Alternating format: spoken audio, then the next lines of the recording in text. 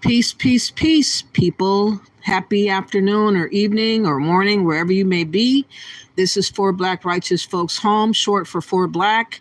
I came in a little bit later so that we could do some more types of videos that you like to watch. If you guys could please like the video. I have been getting a lot of subscriptions and a lot of looks, but for some strange reason, I'm not really getting a whole lot of likes, and I don't get that part. I'm trying to have the video be shared out with more people. So this is why I asked that you guys would like the video. It is for free. It doesn't cost you anything at all. We're going to review Trump's latest stump speech in Michigan. And we're going to go over some policies that other people have in relation to immigration issues that they're having. And they are a little bit more vow and a little bit more strict about their policies in comparison to the United States of America. Poland is who I am going to showcase a little bit later today.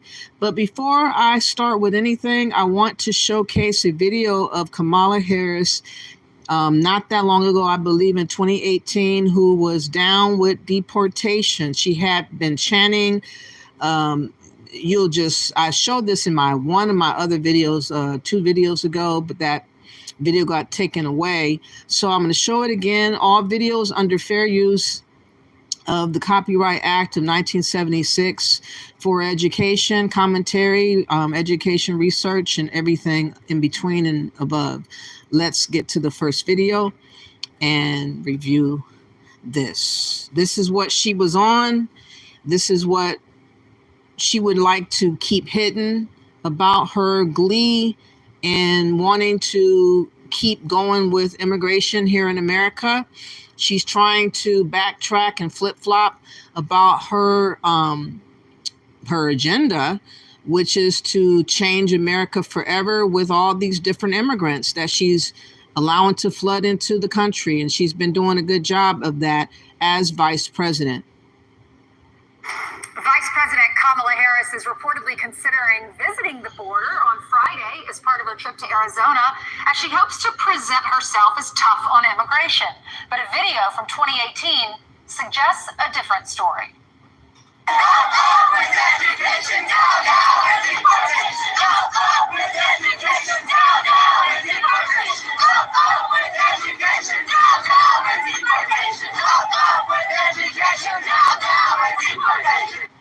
Jesus Marquez is a spokesman for Latino Americans for Trump, and he joins us now. Good morning to you, Jesus. Hello, good morning. Thank you. You're welcome. So you see her there dancing, and she's shouting up, up with education, down, down with deportation. What's your reaction? Of course she's going to chant that because she wants open border. She has allowed more than 11 million people come across unvetted into the States, into the United States, and she's all for open borders. I wasn't surprised at all to hear and see this. But look, now she also wants to give amnesty for 2 million DACA recipients. The problem at the border is not the lack of amnesty.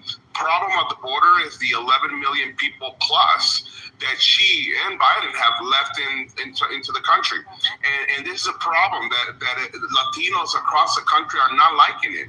When you ask Hispanics if they like the open border situation, they all say no. They don't like the fact that they're jumping the line, that they're coming and taking resources that were supposed to be to Americans, and they're taking the jobs too. So I hope that she reconsiders. I don't think she will, because it's been more than 4 years now. Well, 4 years. But this is for the people, the American people, to see what she's all up to and what they want, really. Jesus, when she ran for president in 2019, this is what she said at a debate.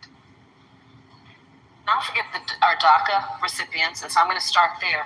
I will immediately, by executive action, reinstate DACA status and DACA protection to those young people. I will further extend protection for deferral of deportation for their parents.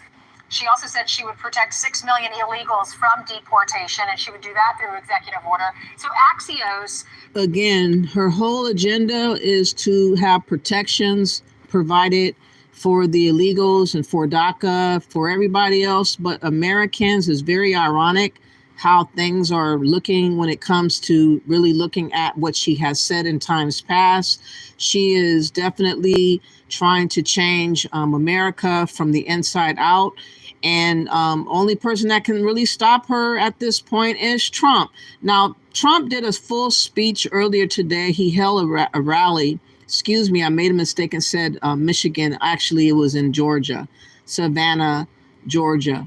And we're going to review some of the speech that he has given to the people there. And I hope that you guys would appreciate by liking and showcasing the video. We want to support Trump more here in this platform because, again, he is our last hope for our survival, in my opinion, of America. And here he goes. We're going to look at his whole speech. Let me get to the very beginning. Hold on. He's coming out. What's up, Outlaw Josie Wells? Thank you for coming through. From the New York Times poll that he is leading in Georgia, leading in Arizona, as well as North Carolina. It is by a slim margin, of course. This is going to be a very tight race. That is what all the polling does show. But the New York Times poll putting out in those battleground states of Georgia, Arizona, and North Carolina that Trump has a lead on Harris there. And so we are going to be seeing a lot of the two contenders out in Georgia making their statements. And of course, here on Live Now from Fox, as we get you ready for the election in November, the race to the White House, when these candidates come to the podium, we show it to you without commercial break. We show it to you just like if you were in the stands there with the crowd. So we'll show it to you from the beginning all the way to the end. That is for Trump, that's for Harris, that's for J.D. Vance, and that's for Tim Walz as well. So Donald Trump going to be talking about the economy and also talking about his 15% corporate tax proposal if he were elected for another 4-year term here. So we will be hearing on that. Of course, we'll also probably be hearing a lot of jabs to Kamala Harris as well. And we'll be keeping an eye on all of the remarks here for you as Donald Trump, former president, coming to the podium. Let's listen in on Live Now. Thank you very much. Thank you very much.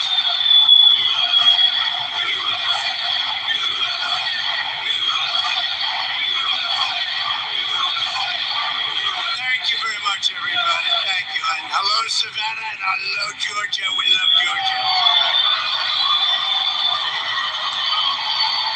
It's great to be back in this beautiful state with thousands of proud, hardworking American patriots. That's what you are, American patriots. And think of this, 42 days from now, we are going to win the state of Georgia. We are going to defeat Comrade Kamala Harris. And we are going to make America great again. But we're here today to talk about how we're going to launch a historic buildup of American manufacturing muscle and might. This is not a rally, although it feels like a rally. It's really a little event with my 5,000 or 6,000 closest friends in the whole world. But Georgia and Savannah are going to be right in the center of the action. We're going to rebuild our manufacturing, and it's going to happen. It's going to happen fast and beautifully. For years, Americans have watched as our country was stripped of jobs and wealth, and our companies were sold off to foreign countries. You've been watching, and it's been a horror show. I've been watching for many years, and we had it stemmed. And then all of a sudden, bad things happened. But boy, I'll tell you, we had it stemmed. If we would have had 4 more years, everything. This would be such a different country right now. We would have no inflation. You wouldn't have Russia. Isn't that the truth? 4 years ago, things were looking a lot better with inflation, with the cost of living. Everything was a lot better with Trump. We have got to recognize that fact and stop lying to ourselves. For the ones that want to support Kamala Harris and be in denial, lying to themselves about it being better under Biden and Harris, is not close. It's not even close. Let's go. Attacking Ukraine. You wouldn't have had October 7th with Israel. The Middle East is blowing up. We could be very close to World War III with these characters that don't have any idea what they're doing. But what a shame. In Afghanistan, what a disaster. That was the most embarrassing day in the history of our country, I believe. You're 62 and saved up $750,000. You're tired of working and you want to know. Should believe. But GE appliances were sold to the Chinese. IBM computers were again sold to China.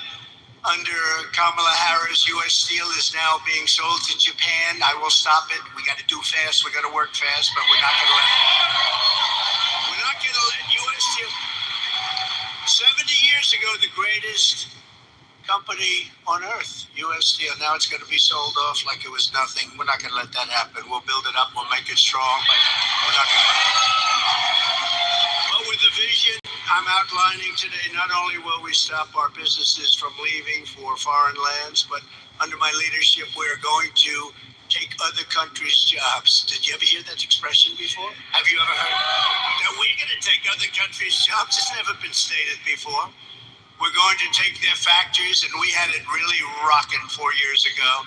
We're going to bring thousands and thousands of businesses and trillions of dollars in wealth back to the good old USA. That's what we're going to be doing it and doing it fast.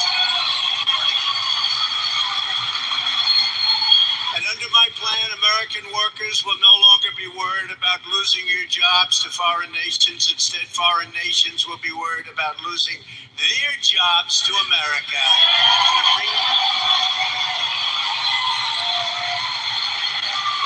And it won't even be difficult. Your only worry will be deciding which job to take. There will be plenty of them. That will be your biggest problem. Darling, which company should I go with? We're going to bring them back, and we're going to bring them back at levels not to be believed, but you'll believe it. In about 2 years from now, you're going to say, wow, that happened fast. You're going to have so many companies wanting to come in because this is where the money is. It won't be if we keep running it like we have. I remember in the 80s and 90s when manufacturing jobs were so plentiful, and you could get fired 1 week, and then the next week you can have another job doing manufacturing, doing stock type of jobs for storages and stuff like that. They were just plentiful. They were everywhere. Now it's so hard to find a manufacturing job. It's so hard to find a lot of different types of manufacturing businesses that exist today in America. And it's a crying shame that we used to be number one and they sold us out. I believe Clinton and they all sold us out to China and everybody else that wanted to become manufacturing powers, which is more or less China. And he's swearing that he's going to be bringing those types of jobs back to America to have us reclaim our used to be number one spot. And I'm looking forward to that. I'm looking forward to a president that has this vision that wants to see America be on the up and up and not on the way down to crashing and burning. Let's go. For the last 4 years. But this is what they want. This is what they want. And you'll hear the plan. I want German car companies to become American car companies. I want them to build their plants here. I want to beat China in electronics production, and we'll be able to do that easily. We have the greatest genius, the greatest minds here, and then we end up building them in different places. A lot of that's really stupid tax policy. I want GE, IBM, and every other manufacturer that left us to be filled with regret and come sprinting back to our shores, and they will. So as your president, Here is the deal that I will be offering to every major company and manufacturer on earth. I will give you the lowest taxes, the lowest energy costs, the lowest regulatory burden, and free access to the best and biggest market on the planet, but only if you make your product here in America. It all goes away if you don't make your product here. And hire American workers for the job. If you don't make your product here, then you will have to pay a tariff, a very substantial tariff, when you send your product into the United States. And by the way, for years they knocked the word tariff, properly used, is a beautiful word. One of the most beautiful words I've ever heard. It's music to my ears. A lot of bad people didn't like that word, but now they're finding out I was right. And we will take in hundreds of billions of dollars into our treasury and use that money to benefit the American citizens. And it will not cause inflation, by the way. And I took in from China hundreds of billions of dollars in taxes and tariffs, and I had no inflation. We didn't have any inflation. 1.2%. We had essentially no inflation. Now, you've had, over the last 4 years, you've had the highest inflation, I think, in the history of our country. Somebody said, no, sir, it's only 58 years. Well, that's pretty bad, too. I think it's really in the history of our country. This is the policy that built America, and this is the policy that is going to save America. It's going to save us, because we have gone so far. Again, he is outlining his plans of action that he's going to take to support us to greatness. This is what we need here in America. We don't need to be wide open for anyone to come through and to sap up all our resources like the illegals and like the other migrants are going to do, coming into our country, siphoning all the resources and leaving us with nothing. Trump is going to enforce common sense policies that's going to help us out of this rut that we're in at this time. In so many different ways, not to mention the border, not to mention 21 million people pouring in from places unknown, totally unknown.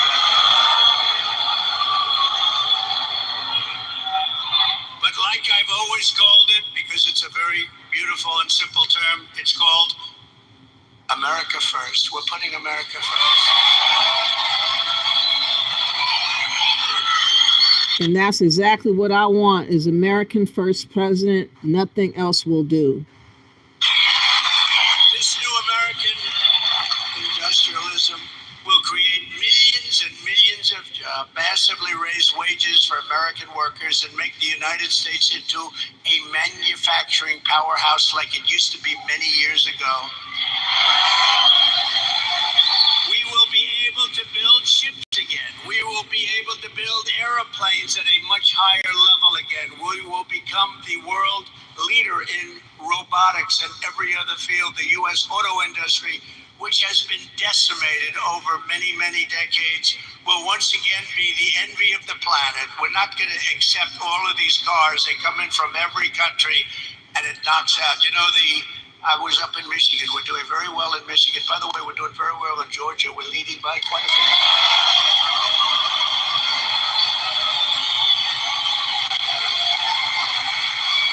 But pretend you're 1 point down, please, and go and vote, okay? Don't just go vote. You got to vote. We got to win this. If we don't win this election, our country is gone. I really believe it. To the auto workers in Michigan, Georgia, and all other parts of our country, I'm pinpointing you for greatness. Your industry has been decimated by many decades of incompetent leadership, both political and at your company level. You had presidents of your company that sold out our country. They didn't know what they were doing. They were horrible. And you had politicians that were grossly incompetent to let that happen. Your auto industry has been decimated. And again, with the electric car, it's all going to be made in China. The head of the United Auto Workers ought to be ashamed of himself for what he's done. But we're going to turn it around, and we're going to turn it around fast. China is right now building major auto plants in Mexico. Did you know that? They were going to start with me. I said, no, if you do them, I'm putting a 200% tariff on every car. And they decided we'll pass. Then they said, wow, now we can build. And Trump, we won't have to worry about him anymore. Oh, here I am. Here I am. Here I am. We're leading. That's right. We're leading by a lot. We're leading by a lot. 2 assassinated attempts, and he's still here kicking. I'm loving it, loving it. They said, oh, we don't have to worry about him. You won't believe how old she is. Excuse me? I ask people who are really fit, what do they do for their workouts? Worry about him. No, they have to worry about me. That's why they don't like me. You know, they used to like Obama. They used to like, they like Biden. You know why? Because they got away with murder. That's why they like Biden. They love Biden. Why would you like Biden except that you took advantage of him? They took advantage of him. And they think they're going to sell their cars into the United States and destroy Michigan and South Carolina and North Carolina and Georgia and all of the places that make autos. Not going to happen. We will put a 100% tariff on every single car coming across the Mexican border. And tell them the only way they'll get rid of that tariff is if they want to build a plant right here in the United States with you people operating that plant. We want American citizens and we want their plants built here, not 2 feet over the border and selling them into our country. We're not doing that. We don't do that. A friend of mine does auto plants. He builds auto plants. That's what he's great at. He's great, the biggest in the world. And I said, I want to see a plant. Pretty recently ago, I want to see a plant. Where would we go? I said, would we go to Detroit? Someplace in Michigan, ideally. He says, no, you can't go there, sir. We'll have to go to Mexico. The big ones are being built in Mexico. I said, why is that? He said, well, they have a lot of tax reasons, and China's coming in big, and they think they're going to make their car and sell it in tax-free into the United States. But the big ones, if you want to see a really big modern plant, come with me to Mexico. I said, I'm not interested in going to Mexico. I want those plants built here. And that'll happen. It's gotta happen. I believe that it's gonna happen under Trump's leadership.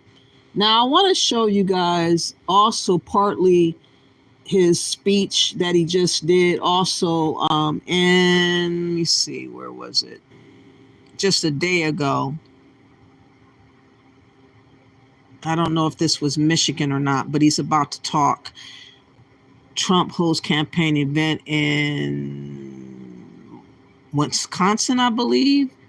WI to highlight crime committed by the migrants. We're going to get back on the migrants because we have to keep the conversation on the migrants and look in comparison to how he's talking versus how Poland is dealing with their migrant situation, which they don't have a migrant crisis because they handle their migrants very, very heavy-handed with unbelievable results if they try to like sneak in.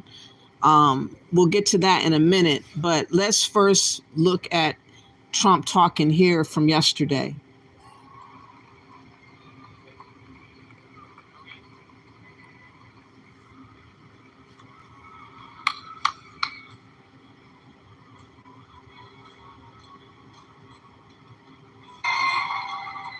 Well, thank you very much, everybody. This is great. I want to just thank Derek, who is an incredible congressman, so respected in Washington. He's really respected. I don't know if there's somebody running against him or not. I guess there probably is. Will you make sure he wins, please? Okay. Totally respected by everybody. And I'm thrilled to be back in this beautiful state. I love this state. I just gave you the biggest, I gave you before I left, I gave you the biggest shipbuilding contract in the nation. And a lot of other states are angry at me, you know that. You know where it is, right? A big one. And they're doing a beautiful job too. But I gave you the biggest, and a lot of states aren't so happy with that. They still remember that. But I just want to really, I appreciate it. These are hard-working, beautiful Americans. And something special. But outside, we have thousands and thousands of people. Would anybody love to give up their seat? So we were going to have a thing outside someplace, in an area where we could have held the people. And I would say, what do you think, 40, 50,000 people at least out there. This one almost all the way to the airport. And looked like when Lindbergh landed in New York, you remember? He had to go all the way to Broadway. Can you guys hear Donald Trump fairly well? Because I'm having a hard time hearing this particular video right here. Let me know. The way they used to do it. And this looks like it, but thousands and thousands of people. And they all could have had a lot of fun. Instead, now they're probably leaving. Okay, I'm not going to have you guys straining your ears. What I want to do now is go to what Poland is on. Like, everybody wants to make Trump out to be this dictator type of guy who wants to rule and have his powers, superior over the Supreme Court, over the Congress, and all of that type of talk. But I want y'all to see the difference between Poland and what they do with their immigration issue, which they don't really have an issue because they will kill. That's right. They will kill their illegal immigrants. This is the country that cannot mess around, does not mess around. Of course, America would never turn out to be in that way. And I would hope never that they would resort to killing immigrants like that. But you can see the no nonsense policy that Poland has in comparison to how America is conducting themselves. I would say that Poland is to the far extreme length of preventing immigration to come through or pour through their country. And look at what we're trying to do. The least we can do is get a Trump to fix our immigration issue. Let's say I want to go through this wall. I break through the wall. What happens to me next? You will die like a dog. The lowest unemployment in European Union is Poland. The highest GDP after COVID, Poland. One of the lowest debts, Poland. This is Dominic, a member of the European Parliament from Poland, the country that just approved a new measure to shoot and kill anyone that tries to illegally enter their border. Unfortunately, one of our soldiers was killed with a spear because they behave like animals. Unfortunately, they don't behave like civilized people. We are the ones with this border. So we are protecting the whole Europe. But Poland's strict border control and refusal to take in refugees from non-neighboring countries like Syria and Afghanistan has caused the EU to propose a €22,000 fine for each person Poland refuses to take in, and guys like Dominic to be labeled Islamophobic and fascist. And Jean-Claude Juncker, the Commission president, says that you're racist. You sound proud of the fact that you haven't taken any refugees. Of course, because this is what our people expecting from our government. That's number one. This is why Poland is so safe. I don't care. I care about my family and about my country. When I see the wall, I do understand that this is for my future children. Does Poland's strict border policy work? Is Poland significantly safer than the rest of Europe because of it? And do the people of Poland want open borders? Poland are racist. We are proud of it. And I don't really want any immigrants in my country, Thank you, man. Before meeting with Dominique, I headed to the capital of Poland, Warsaw, to see what the locals thought of Poland's border and their border patrol now being able to kill migrants illegally trying to enter their country. At university, what are a lot of the students' thoughts on, shooting down illegal immigrants who come through the border? I've never heard about it. Okay. Okay. It is bad because I don't see any purpose to use a gun for the person. First of all, we need to talk. We need to identify the intention of other person. Oh my god, that's like a tough question, It's a crazy question, right? Yeah, but to be honest, I'm not sure how they're controlling the borders, but I saw a lot of refugees in the Centrum here. There are a lot of immigrants all around Europe, and sometimes it can be dangerous for the Europeans. What are your thoughts on if you came here illegally? What should be done? Oh, I guess I should go to prison. Do you feel safe here in Poland as a woman? Yeah, very much. Do you feel safer here in Poland as a woman than you do in India? Yeah, it's more safe. Yeah, it's more safe. A lot safe. You can walk, go to work at night, and nobody cares, and nobody's threatening you. It's much more safe. No? We cross from the main street Yeah. I really feel not very safe because there are some strange people. Here? Yes. Yeah, like men in general. Some sick people. Okay. They frighten me. Who should the border keep out? Who should it let in Poland? Nice people, kind, and with good heart. Okay. Do you think having a more strict stance on the border keeps Poland safer, or? Yeah, I'm pretty sure. I know that many people have that opinion. Okay. I want to believe that it doesn't really matter from which country you're coming. Okay. If you apply to the culture, it's gonna be fine. Safety has nothing to do with the border. Okay, nothing. What are your thoughts on immigration in Poland? Я сам являюсь политическим иммигрантом, и поэтому не мне отвечать на этот вопрос. Я пока не сталкивался с какими-то негативными проявлениями в свой адрес. Why did you come from Belarus to Poland? Я политический активист, и обратной дороги в Беларусь мне на данный момент нет. How was your experience going through the Belarusian-Polish border? У меня чуть другой маршрут, я прилетел из Грузии, я жил в Тбилиси некоторое время, поэтому в моем случае без экстрима обошлось. Но я считаю, что здесь женщине безопасно. Не заниматься бизнесом тоже очень хорошо. What are your thoughts on their stance on illegal immigration and the idea that they'll kill you if you try to illegally enter through the border? Но я считаю, по международному праву все страны защищают свою территорию.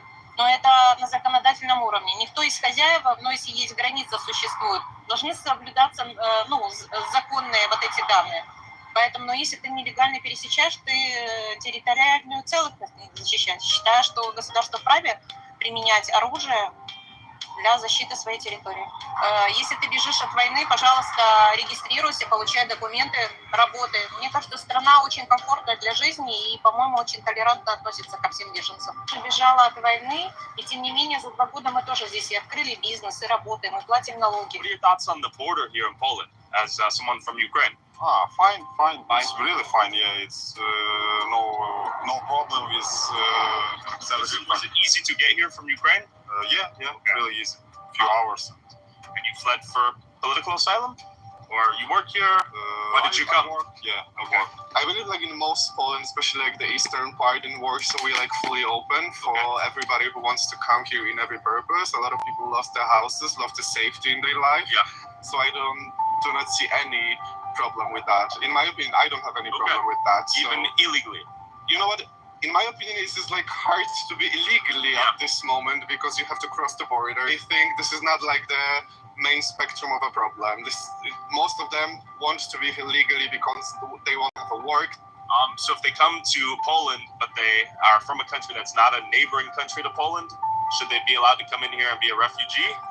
Yes, sure. Because we've been in this situation in Poland. We have a travel history, so we need a help for our neighbor. What are your thoughts on illegal immigration?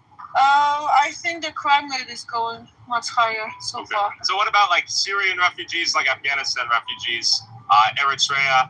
Are they close enough to be considered neighbors, or should they go to the neighboring country? They're not like, of course, geographically they're not our neighbors, but if they're looking for a safe place, they want to be here legally, they want to have a work, they want to build a new life, I don't see a problem with that. Have you heard about the Belarusian-Polish hybrid war, they call it? Yeah. What are your thoughts on that? Of course, this is not correct. I mean, to allow or to bring people from outside just to put them in here. But before heading to the Poland-Belarus border to see what Poland says is a hybrid warfare at play where Russia is sending migrants from China and Africa into Poland for them to then enter the rest of the EU and then financially and socially destabilize the rest of Europe. I met up with Dominique, member of the European Parliament and Poland's Law and Justice Party. Is this man a racist, alt-right Islamophobe, as the mainstream media and leftist detractors call him? I want to ask him, how does Poland's new border wall work? Can any refugees come in? What is this hybrid war? And how does their border control differ from other EU countries? And more importantly, does it work?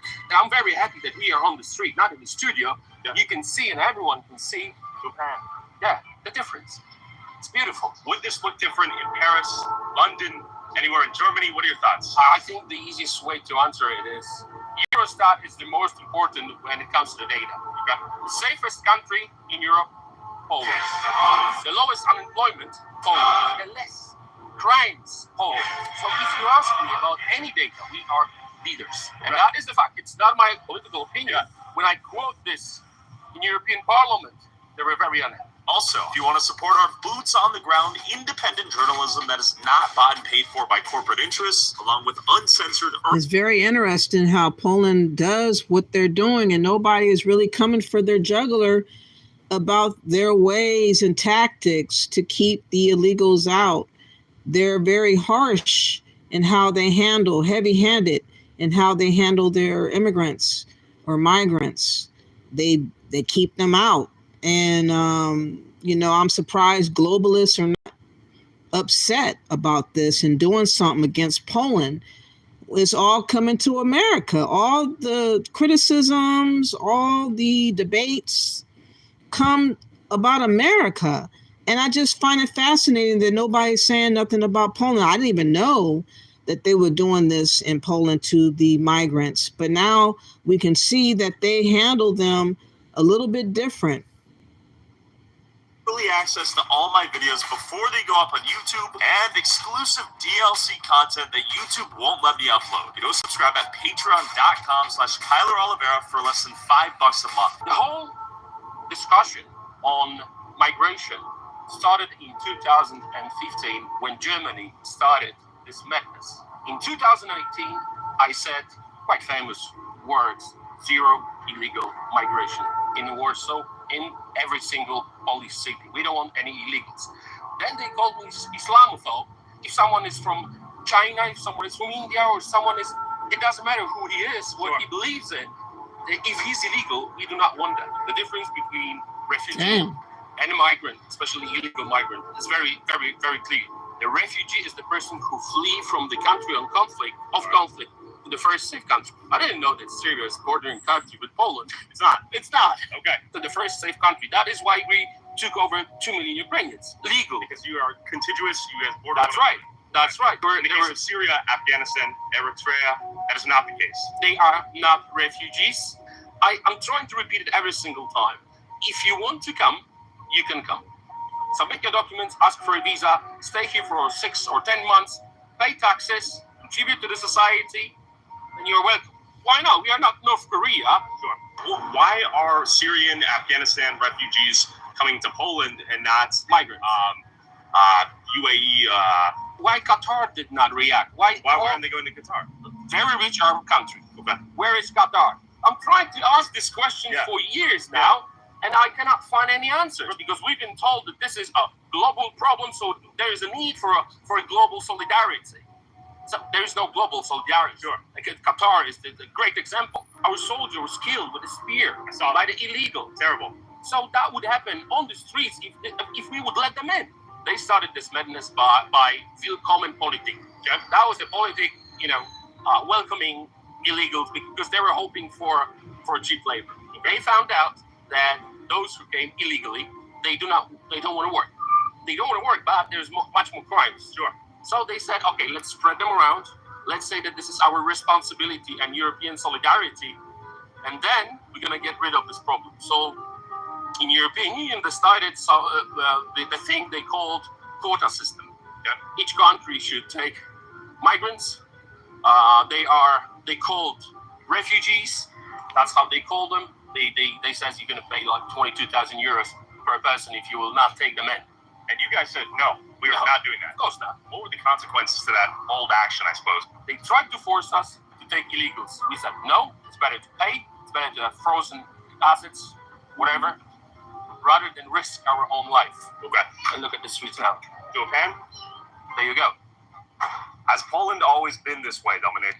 This is what is needed to understand why we cherish our freedom so much. Because of Russia, because of Germany, historically, Poland did not exist for 123 years. We gained our independence back in 1918. So after that, after 1918, we had a little bit of freedom. But then in 1939, Germany and Russia attacked. Both fronts. Both. And we had this terrible communism in Poland for 70 years. That's why I hate Putin. I hate him because he's trying to go back to the Soviet Union era. the way he behaved, the way Russia behaved, is unpredictable. 123 years. He's right about Russian president being very unpredictable and kind of strategically vile in how he maneuvers and what he thinks on trying to get power and how he's moving about. But, America used to keep Russia in check. Now Russia is running rampant, doing the most. Misinformation on YouTube, various people getting caught up with Russia doing that kind of thing right before the elections and whatnot, spreading misinformation about politics. They're always involved in something. Russia is very, very busy. And the only person that can really regulate Putin has to be Trump. Because can you imagine Kamala Harris in office, what she would do with a Russian president?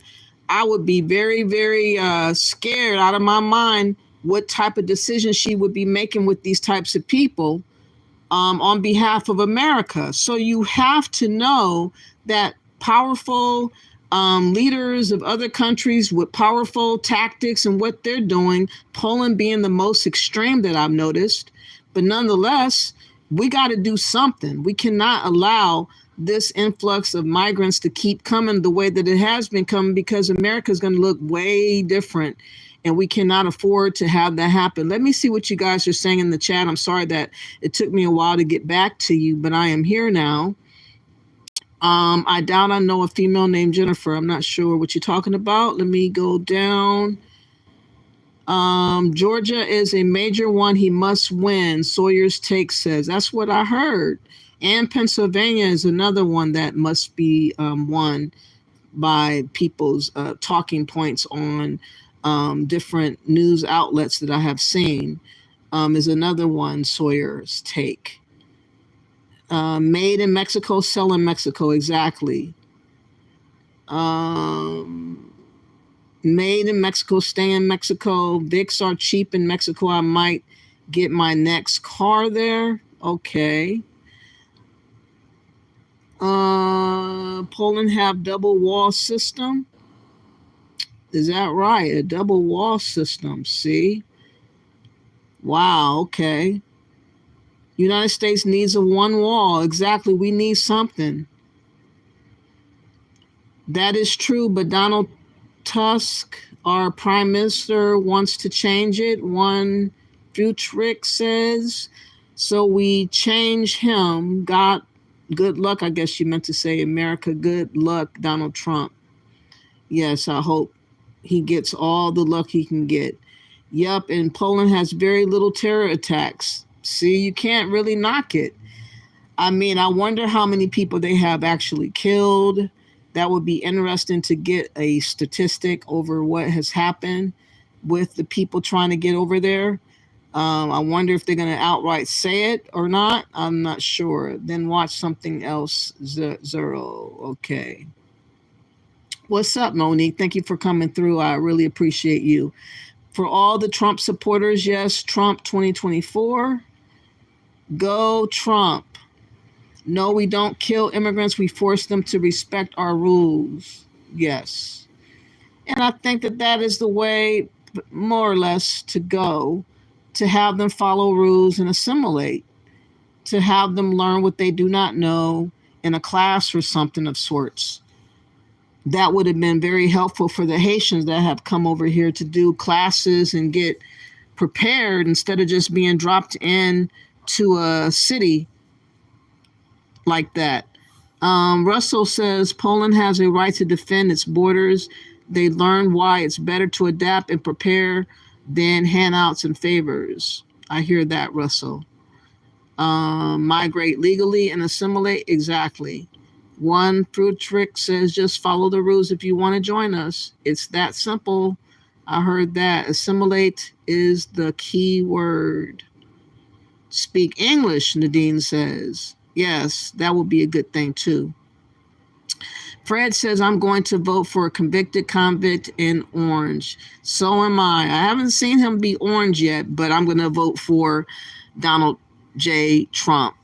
Pinky says people flee because they don't want to do the work at home that their ancestors also didn't want to do. Okay, vote Trump and watch if he keeps word given before elections, one Futrix says. I think that Trump is going to try his best to do all the things that he's trying to do, but he's going to have to get some support from Congress, I would imagine.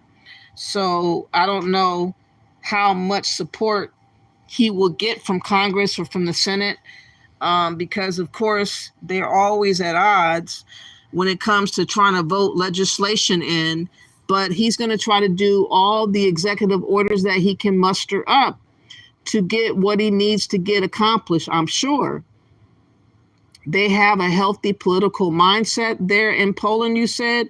Gersom Nakarias, I heard that.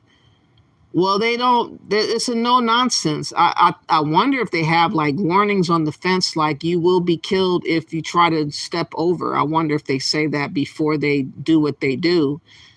Fab Back says, I just want to ask if I pass the border off Russia, America, South Arabia, Iran, China, or India, that will happen with me? Or if I don't respect them low, believe or tradition, I'm a Romanian citizen. I don't know.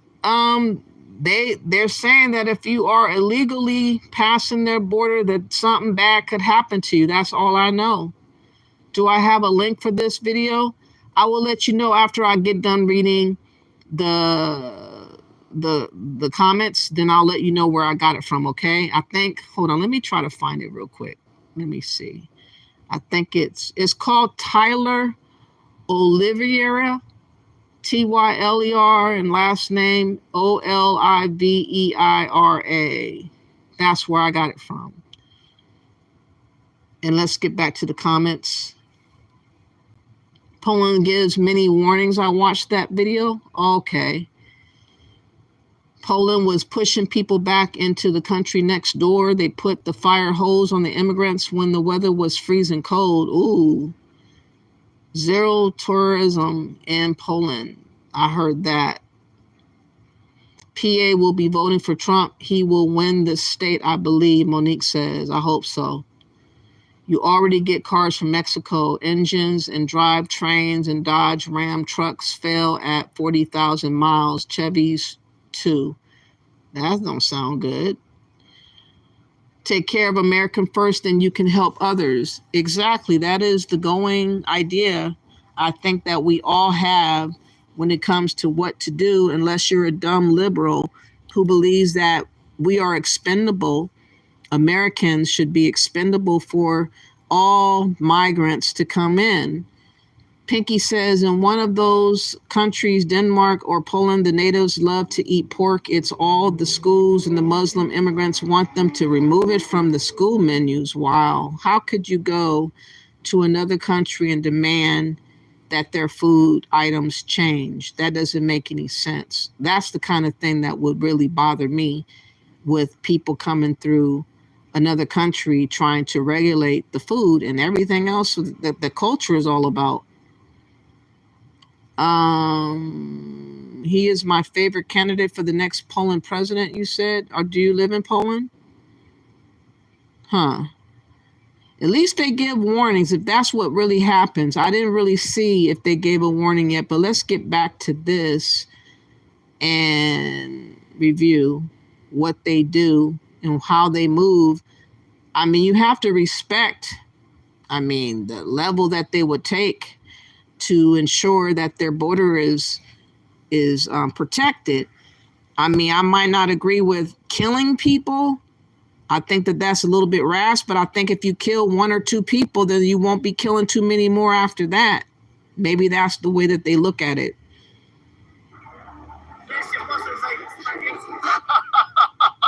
Finally, we had a view with the great English. There we go. When did this hybrid war begin? Is this an act of Russia trying to antagonize? Of course, it's because when you go through the papers, you see that the guys who came to Belarus are with the Russian visas. Okay. So we know that by the fact, it's not an opinion. I see. So the whole process of traveling is organized by Russia. And because of the green border with Belarus, they are able to come to Belarus and attack our borders. So it's organized by Russia, of course. And they want to destabilize Poland and other countries. Because the whole thing is not only about Poland, it's Hungary, Italy, and others. In this part of Europe, we know that Russia is responsible. And when you push back against the Muslim refugees, illegal immigrants, whoever they were, why did they call you an Islamophobe? What happened there? First of all, it's not true. Okay. One of my closest friends, his friend is from Syria. Okay. You know, he came here legally. He started his company. He paid taxes. He's been here for many years. And we are very close friends. He's from Syria, and he says, never ever let them come in. Well, of course, they call us racist. They call us Islamophobes. It's not true. They try to tell us that the doctors will come, engineers will come, that our society. It's all bull. Do you need doctors? Of course not. I mean, but we need doctors, not doctors, right? They're doctors? No, thank you. Beta. I want Poland to be like this. Look. Now, is most of the Polish government in agreement with your stances on this? It's strange. Be like Poland because of decisions were made by our government. Yes. Dzień dobry. Dziękuję bardzo. Dziękuję. Dominic, you're loved far and wide here, it seems. It's like this message is resonating with a lot of the public. And you have to remember that this is a very liberal city. Sure. Are you a big fan of them? Yeah. Amazing. Tell me about the live bullets, the fact you can now kill illegal immigrants trying to enter the border. I love it. If you are trying to commit a crime on the Polish soil, you might be that. We do not know if you're a refugee, a migrant, or a terrorist. That's why after our soldier was killed, our parliament passed a law that we can use live bullets to protect our nation. We heard that it appeared, but there is no such a zombie cities like San Francisco. We don't have. And that's what we need to get away from being like. We're going to a zombie like mode. And, you know, our cities are going down the drain. We're looking bad. Everything's going to crap in a handbasket. The only person that's willing to stand up and face what is at large right now is Trump. He is not the extreme as this prime minister of Poland is like, but I can understand where he's come from, even though he's a little bit extreme. Trump is not that extreme, but they're trying to make him into the same type of man that Poland prime minister is, and it's not the same. You know what? Why not? Because we are protecting our border. Okay. That's the way they trying to smuggle it into the country. Any illegal activity is always connected to drugs or guns. But drugs is a very good business. So it's not only about having illegals, it's also about security and anti-drugs war. So we are winning at the moment. You can see how many people are eating toilet paper. How safe they feel. You can tell. It's just beautiful. We can't see this kind of thing in Europe anymore. When do you think the rest of Europe lost this? When they decided to be politically correct, and it started with the leftists. This is what they want. They want diversity. What kind of diversity? With a knife and a rifle? Is this diversity? Oh, beautiful. You do not see soldiers with the rifles as you see in London or in France. There's no need. We are not racist. We are not Islamophobes. We are logical.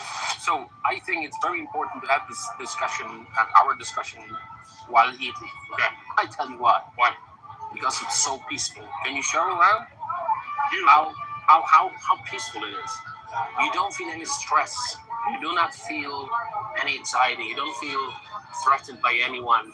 You don't have anyone coming to your table and asking for money or whatever. You just sit, relax, and you have a nice beer, and then you have beautiful pierogies. This is what I love about Poland. That's why have homeless people here. I mean, you can't be mad at him for this. I mean, my God, he has Poland clean, pristine looking, quiet and solitude and everything that you would want a country to be like. I don't think America will ever get to that level, but at least it can be improved by Trump. Now, I'm going to give you guys a little bit of what Harris has been accused of. An ex-convict that wasn't even a convict, but was treated as such. He was convicted of a crime he did not commit in California. He was wrongfully convicted. And I want you guys to hear this tidbit, and then I'll be back to review more of that video. But I want to take like a commercial break with looking at this video real quick. So please enjoy this video. Luckily, this guy got out of jail, but not by the help of Harris. She was wanting him to be locked in forever to jail. Good evening. Welcome back into Prime News. I'm Rob Finnerty. We're live in San Francisco, California, where Kamala Harris served as district attorney for almost 10 years. Kamala was in charge of crime, and her record is nothing close to what Democrats wish it was. She ruined lives. She literally ruined lives while she was district attorney and attorney general, like that of Jamal Truelove, an aspiring filmmaker and actor who was wrongfully convicted of murder. He was arrested for the murder of his friend who was shot in a public housing project, his dreams crushed. But a California appeals court overturned that conviction and was eventually acquitted. Truelove's attorneys argue that the police here in San Francisco actually manipulated witnesses into wrongfully identifying Truelove as the shooter. And I sat down with Jamal Truelove today to get his side of his life-changing story. Take a look. Jamal, thanks so much for being with us. I want to go back to 2010. It's verdict day. The jury's deliberated for the last 4 days. You're going to find out if you're going to jail for the rest of your life. By the way, for something you did not do, Kamala Harris is district attorney in California at that time, the first black district attorney. Take it from there. Take me through what happened. Well, on that day of conviction, I kind of already knew I was convicted before it even came out, because the jury asked the question, what's the difference between first-degree murder and second-degree murder? So just at the time, in my mind, it was like, how can this happen? How can this be? And what will be the timeline of me potentially, getting back off of this, which is a 99% chance that I don't get back off of this life sentence. So it was eerie. And it was very, it was emotional. One can imagine. You said that Kamala had a look on her face. She was laughing, smiling, which to me, by the way, which is just very bizarre. Yes, 100%. So when I did come into the courtroom and sit down, and when you had this whole side on the prosecution side fully packed with all types of attorneys and other people or whatnot, and on my side it was pretty empty. And Kamala Harris sat front row for when the sentencing came down. And when I looked back just to see who was there in general, and you see her front row, kind of in this celebration mode, laughing. We locked eyes one time, and it did feel like she was laughing at me. That's how I felt. But the laugh was similar to what you see her laugh now, right? Yeah. After any celebration or any discomfort of any sort, she just laughs. And now I didn't know that at the time that was kind of like her thing or whatnot, but I took it personal. That this lady that is head district attorney of San Francisco, that is presumptually black, right, is laughing at me.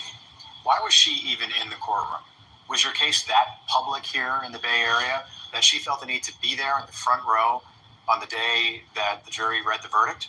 Yeah, I had a very publicized case because I was previously on a reality show called I Love New York, and it's a murder case. I mean, San Francisco's only 7 by 7. There's not too many murders that's happening, and you have to know that having that on your record, a conviction record of convicting murderers, right, was something that she was running on. And you got to think about, she was running for Attorney General at the time. Right. So for her, at any time she could, celebrate her doing her job or whatnot, then, she made it a point to show up and make a comment after as well. You going to vote for Kamala Harris in November? No, absolutely not. I'm voting Trump this year. Do you feel like there are a lot of people in the African American community and the Black community that feel the same way about Kamala versus Trump now? Yes, 100%. I mean, what I get from my community, the Black community, and I'm not talking about the super, left-wing media Black community. I'm talking about people, everyday people that I see and talk to in rural areas and so forth. That says, the only thing that Kamala's ever did for Black people was lock Black people up. And that played a big part to our culture. Our culture is known for Black people going to jail, coming home, rapping about it, and being celebrated, about it as well. But from what I get from the people that I talk to, that they're not voting for Kamala Harris, and they're not voting for Kamala Harris just because she's Black, neither. They're voting for Trump.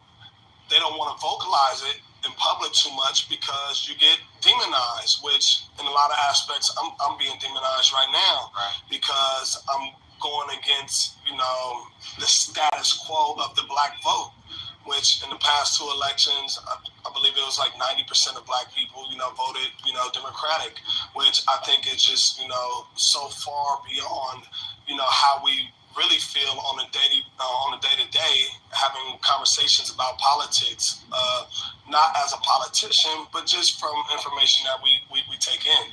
How long did you spend in jail, Jamal? I spent 6.5 years in prison. You'll never get that time back. I'll never get it back. Can you guys imagine being in jail for 6.5 years? And isn't that facts for those that are Black who are voting for Trump? All the backlash, all the stares and the insinuendos about us being coons or sellouts, all this type of talk because we do not want to be slaves to the Democrats. We do not want to do what they tell us what to do when they don't have our best interests at heart. So we're rallying around Trump. That should be the going thing of Black people to do in this day and age, because Kamala Harris does not have our best interests at heart. So why vote for someone that does not care about what happens to you, how you're treated, how you're ignored? That's all we've been getting as Biden and Harris administration is ignored.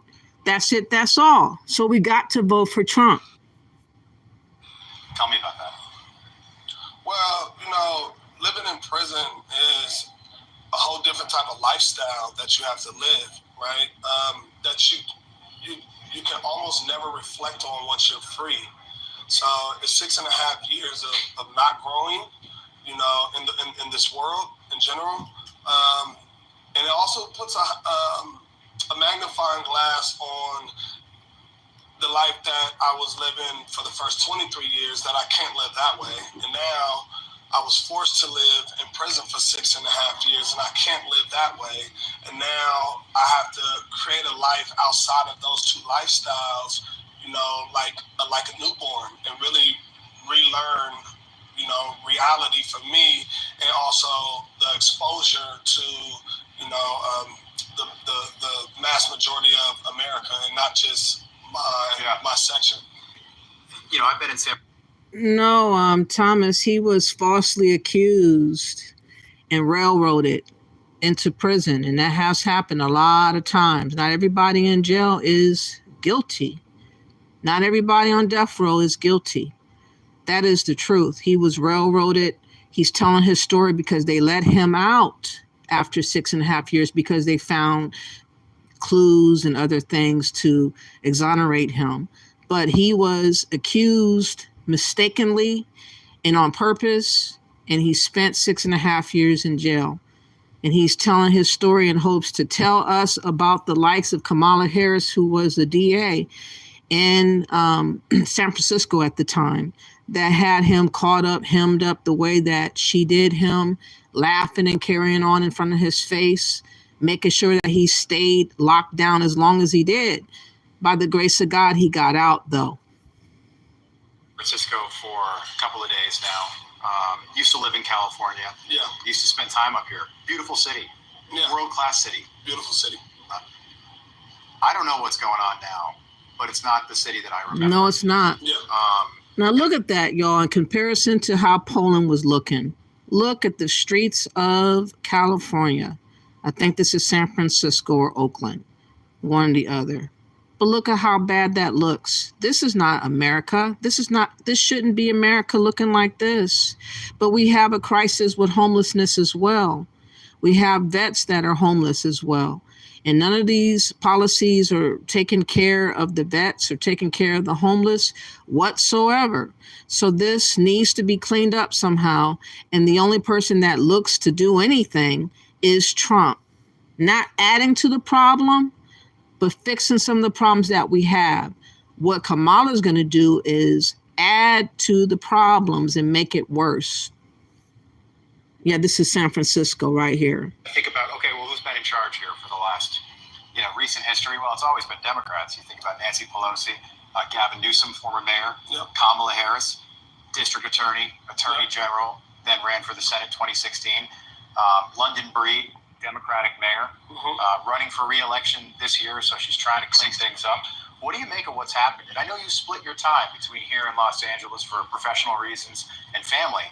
Yeah. What do you make of what's changed in this city, say, over the last 10 years? Well, 10 years ago, I was still in prison, which is, crazy.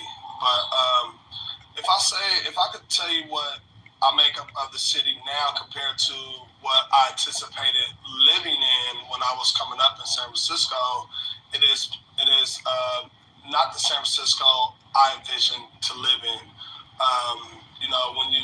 When you look at the homeless problem here. So some drastic steps will have to be taken to clear out fentanyl, to get rid of these protected class of migrants that seem to be flooding into America alongside of drugs and other human trafficking and modern day slavery and everything else under the sun. This is not cool. This is not the way that we used to know America to be.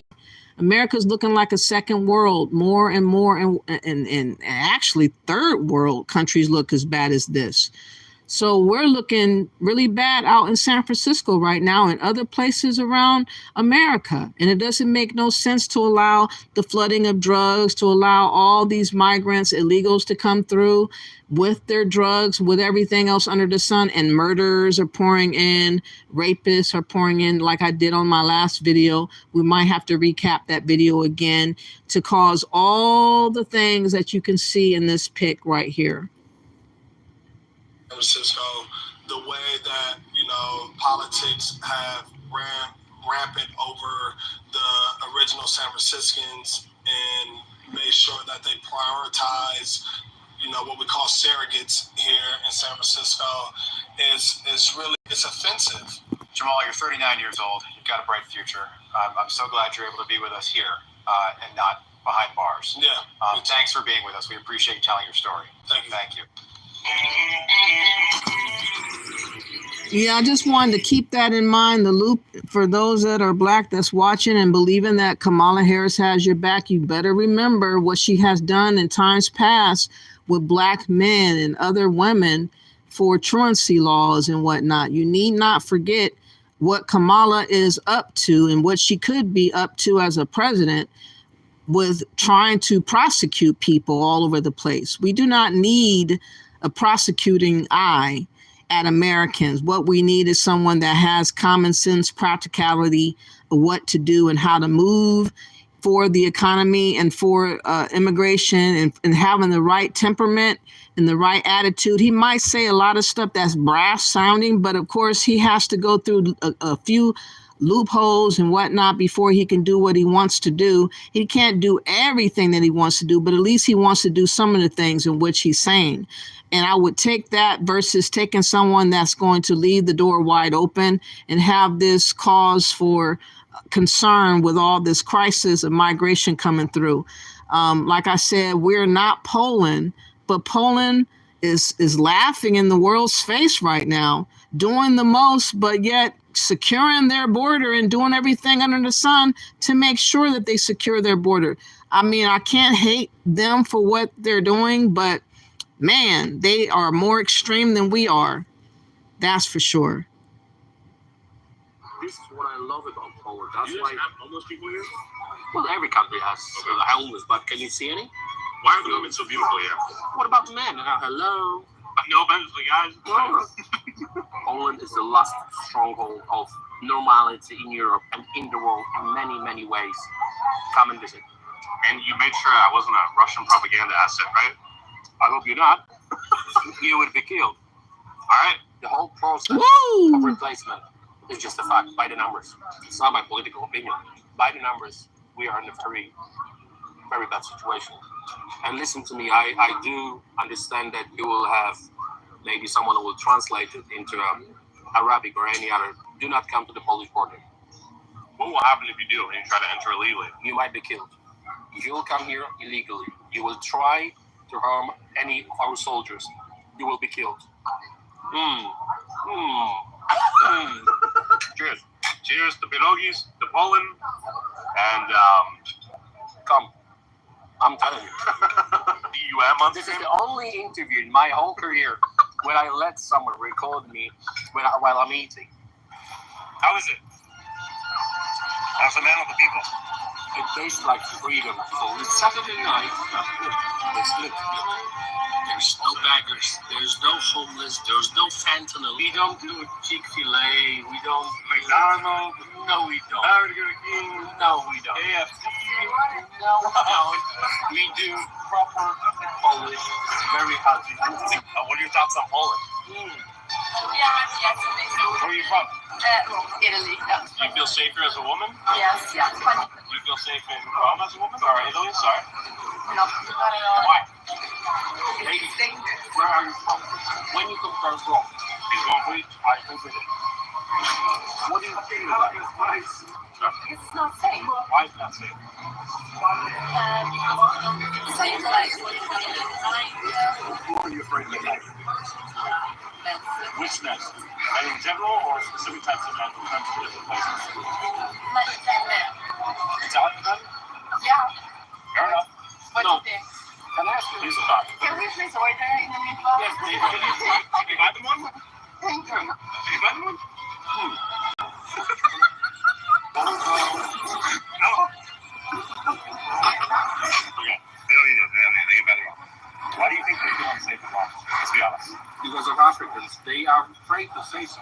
So his argument is that African migration to Italy has had an impact increasing the rate in Italy, for example, or in Germany, or in France, or in UK. Would that be accurate? Would you stand on business to that fact? But what we mean like a guy in the street, we don't know if it's Italian, English, Spanish. It's like potentially dangerous. Okay. Can I ask you for your, what do you think about Prime Minister Meloni? Go. Meloni? She's going to deport people now. What are your thoughts on that? What do you think? Good or bad? No trick answer. Good or bad? Bad person. Why is she bad? She's not tolerant. She's racist. Oh, she's racist. She's not tolerant. Oh. Uh-oh. You don't know who's raping.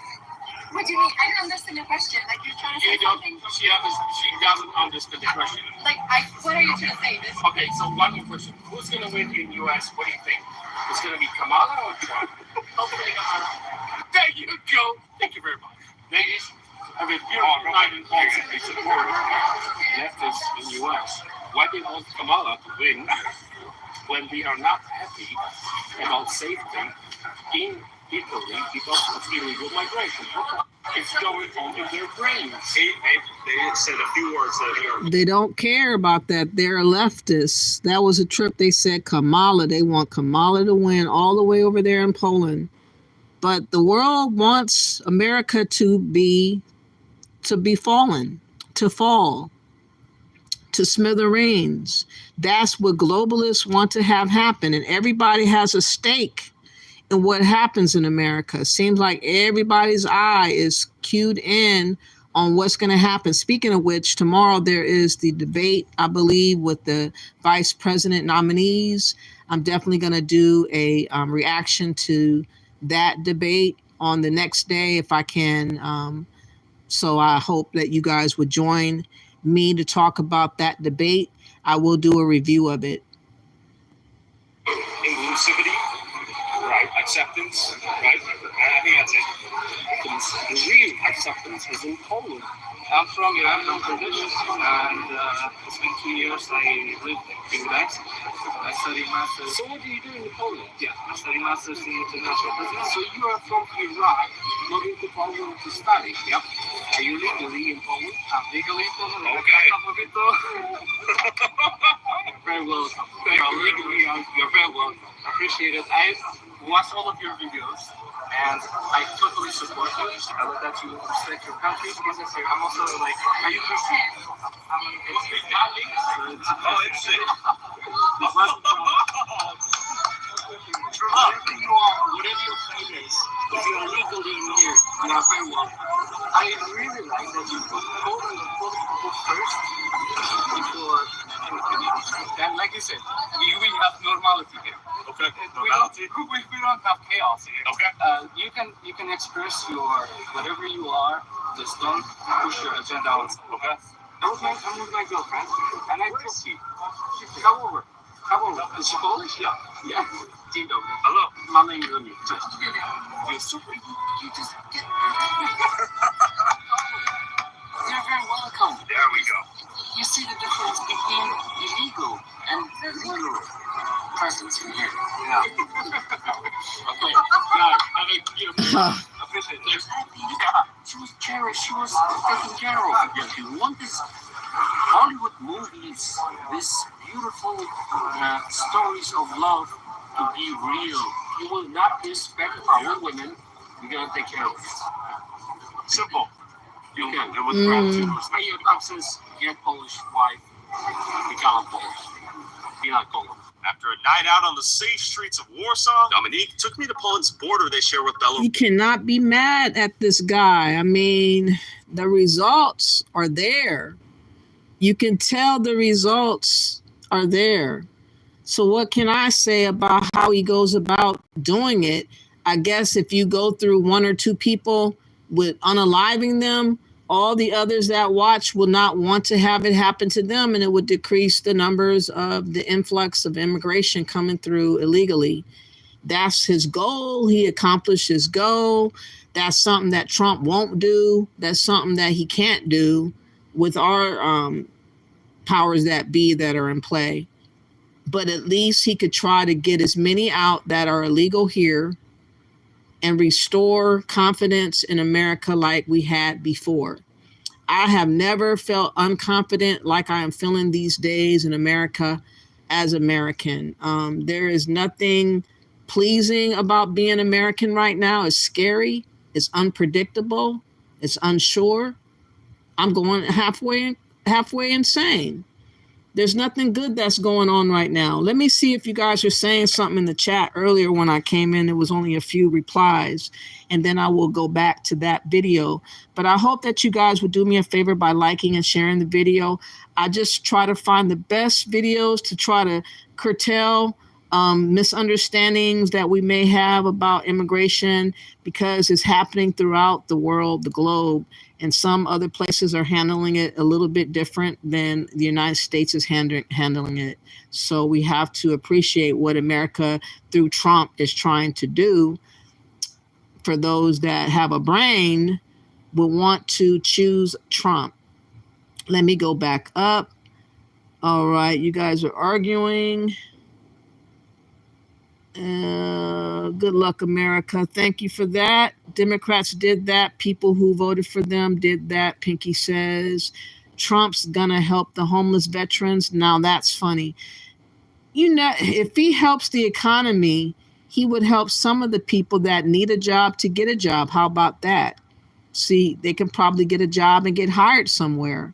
He might have some plan to protect them somehow. We don't know how far Trump will go, but he's going to do a lot more than what Kamala Harris is going to do. I can assure you that part. If you think Kamala Harris is going to have your back, have the vets back, now that's laughable. Just listen to her laughing right now, imagining her laughing right now. Just think about that. That would not be a pretty sight. Her cackling all over the place. Jonathan says, protecting feelings won't get it done. We need solid policies. That's what I say. Bye-bye, Callie, Bill says. Is Biden helping the vets? Of course not. He's not helping nobody. I'm glad I left that overpriced cesspool. What's overpriced in America? Are you out of America? Christy says, keep informing people. I'm trying. I'm brown. She didn't help us, Jonathan says. You're brown? Are you Indian? She's not talking about Project 25. That is not 2025. That is not Trump's policy. I don't know why people keep on trying to make that his policy is by the Heritage Foundation, something like that. It does not have nothing to do with Trump. He's not claiming it. I wish people would just go off of what he's telling us. We can recall when he was president 3.5 years ago, how he was. I think that he would make a better president not having COVID around. That's what I think. Trump 2024, Bill says, exactly. You said, I lived in San Francisco during Newsom literal S show, Jonathan says. Wow.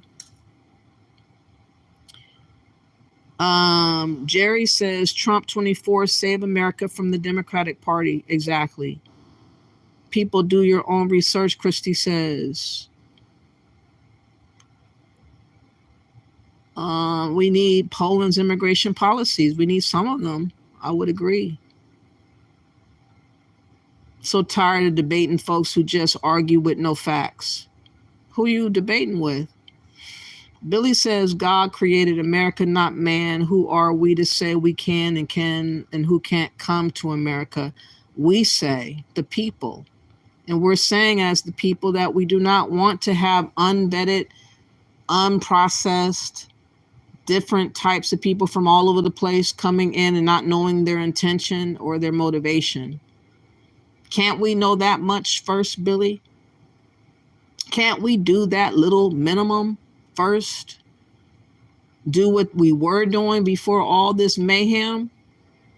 Why we got to be the ones that's going to be wide open like a barn, allowing anybody to come in like that? Look at how we're declining. Look around, Billy. Okay, you're hilarious. CNN will not rot your brain. I don't watch CNN. If you're talking to me, I really don't watch them too often, just every once in a while. Christy says, Storm, thermos, no felonies or any crimes. Look it up, dummy. Okay, Storm is 100% liar troll. Okay, Storm, you've been called a troll. I don't know why.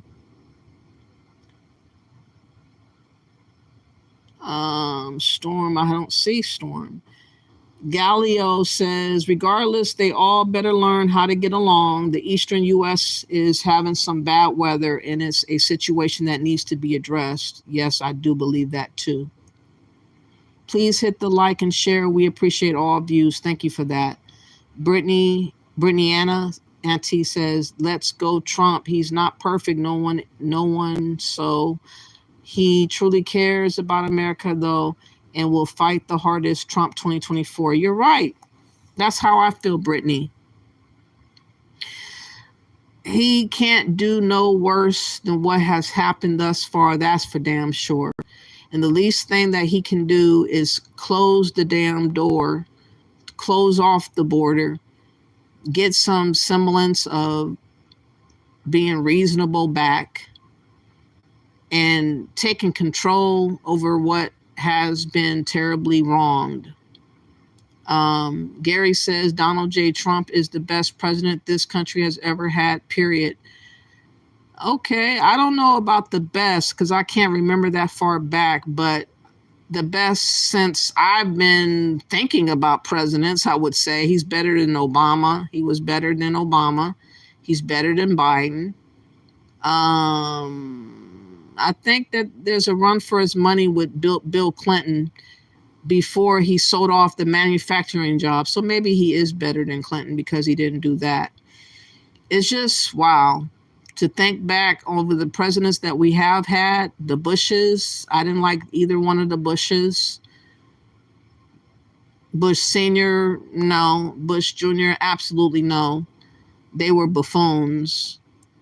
So maybe in the lifetime that I've been living in, Donald J. Trump could take the cake for being the best for what he had to work with at the time. Okay, he's already said several times he's got nothing to do with Project 25. Exactly, Gary. Level playing field. The founder of the Heritage Foundation came out in support of Kamala Harris, the group responsible for Project 2025. Is that right? Oh, wow. That's really a trip. I wish I could have got a news clip about that. Pinky says Trump was a better president than John Kennedy. Read up on him. Wow. Okay, so he does appear to be better than most. Rick says, just came from a live Democrat channel and you are doing a great job. Respectful. I'm subscribing. Thank you for that, Rick. I really appreciate it. Facts proves it's a PSYOP, level playing field says. I don't know what you mean by that. So let's get back to the remainder of this. I just wanted to really play this video because what Poland has done is kind of remarkable. But I know that America can't go as far as what Poland is doing, but at least we can see the extreme of how it looks to be extreme versus what, you know, we're doing. And the primary issue that we are having is the border, immigration, these illegals, all these people that have come over here. I don't hate people generally. I don't. I just don't like things not being managed, not being vetted, not being approved. Something about just letting anybody come through because they want to just kind of rubs me the wrong way. I don't know. Warsaw, Dominique took me to Poland's border they share with Belarus to show me a project they've spent $2.5 billion on to help keep Poland Polish. So we're here. This place looks brand new. They're not messing around. They're strapped. They got camouflage. They got big guns. They're not here smiling. They're here straight-faced. Who are you? Why are you here? So luckily we have the clearance. We should be good to go through. Let's see how big and bad this wall is. They're not messing around. Okay, that seemed intense. They did not play around. No jokes. They know who you were? Yes, they know, but the procedure is procedure, and I respect that. Yeah. This is the border of European Union with Belarus. We are the ones with this border. So we are protecting the whole Europe. How new is this? Well, the wall was built very, very fast, I must say, when the first attempts, look, soldiers all the way through, but don't record them, don't record them. Well, not myself. This is a training camp, this is home. What is this? They live here? Well, when they have a service night, they have a place to change and prepare and this and that. It's a lot of them. Our border was not ready for that. But what we did, we reacted straight away. We built the wall. You're going to see the wall in a minute. After the murder of the guard? No, that was beforehand. When the whole madness started in Europe, our government decided, okay, that's enough. We're not taking all this crap. We're going to build the wall. So how exactly are they sending the refugees or the illegal immigrants? What they do, they invite them to Russia. They are getting tourist visa. They pay for it. Then they are transported from Moscow or other places in Russia to Belarus and then to the border, Polish border. I've seen some TikTok videos of people trying to break through the wall. Well, yeah, they try every single night. Sure. It's not like you don't have to protect it. You do have to protect it. Yeah. Let's park here and walk. Amazing. It looks peaceful out here. What time do people start trying to break into the wall? Every night about 3 or 4 o'clock in the morning. This is when they trying to cross the border. They know that this is the best time. Or you can see soldiers now. You can see some guys. So he's aware of our presence. He's on guard. You just said that it's very peaceful. Sure. It took us 30 seconds to have a soldier reacting for someone's presence. Dominik Traczyński. Does he know you? Yes, but you have to say your name.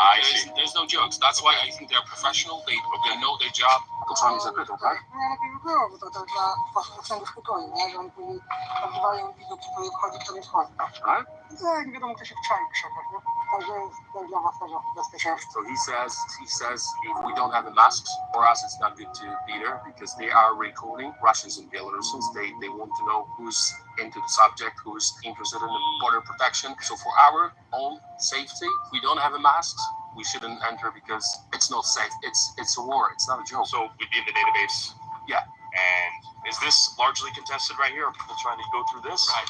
That's shorter, much shorter compared to this. It was thousands of them. Thousands of them in one day. They're trying to force Polish border and they lost. Okay. We stopped them. It was, I don't know, maybe 10,000 of them. A lot. So a lot of things. Man, this is wild. Like he is staving off all that. They know what they are doing. I'm pretty sure Trump is taking a note from their book. They need to take a note from their book. Something has to give. Like, I understand that, the global world is unrest, but it's by the powers that be that wanted unrest. And it's not all of our faults to have to pay the cost of what the world is going through, but somehow people think that we in America should feel the brunt of whatever other people are enduring. And I don't think that is our place to, like, we are not the world. We cannot become the world, because if we do, then we're not going to exist.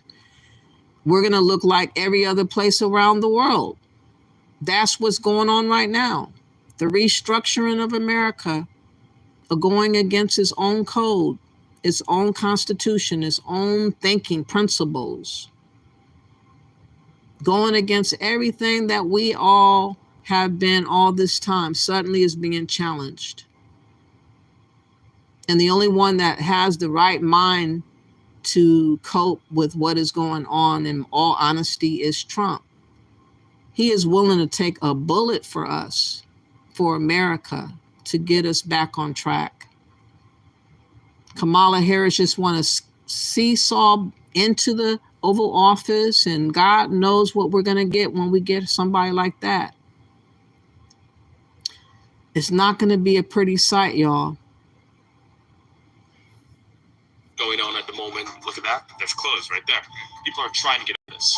Straight away. So I'm proud to be here, to see this soldiers and to see their service and to see the wall. Because when I see the wall, I do understand that this is for my future children, for my future wife, for my future family. I would say to every single leftist, if you don't believe that this is war, come and see. Come and see. Let's say I'm from Syria. I want to go through this wall. I break through the wall. What happens to me next? You're killed. Dead. Shot. You will die like a dog. Whoa.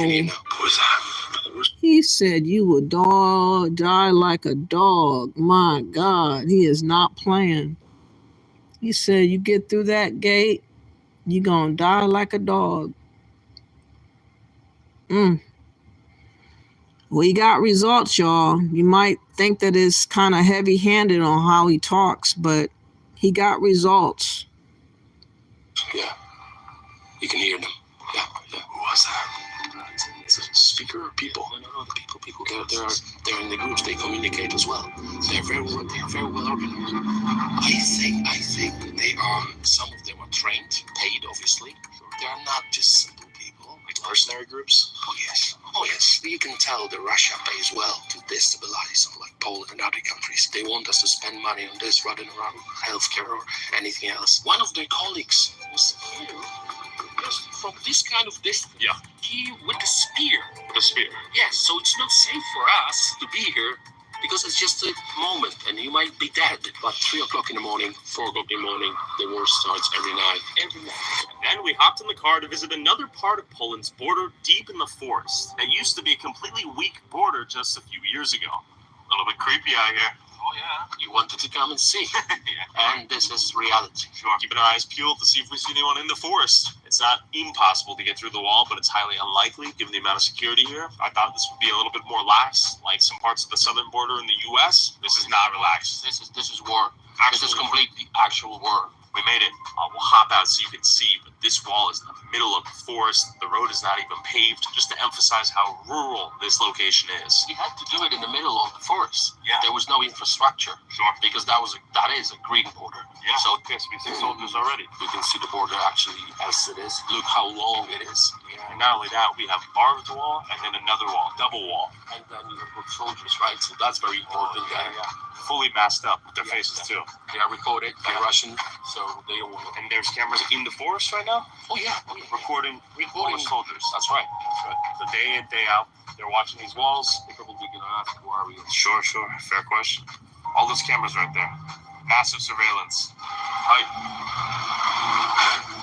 Everyone who died because of the terrorists in Europe is because your lack of decisions, lack of bravery, political correctness. You are responsible. Leftists are responsible for chaos in Europe. And they think they fight us, Republicans, conservatives. You're not fighting us. You're fighting with your own nations. We are protecting our own nations. And this is the proof. Can you hear that? Whoa. They're throwing stuff. We heard it. I heard a rock. Yeah. Should we say hi?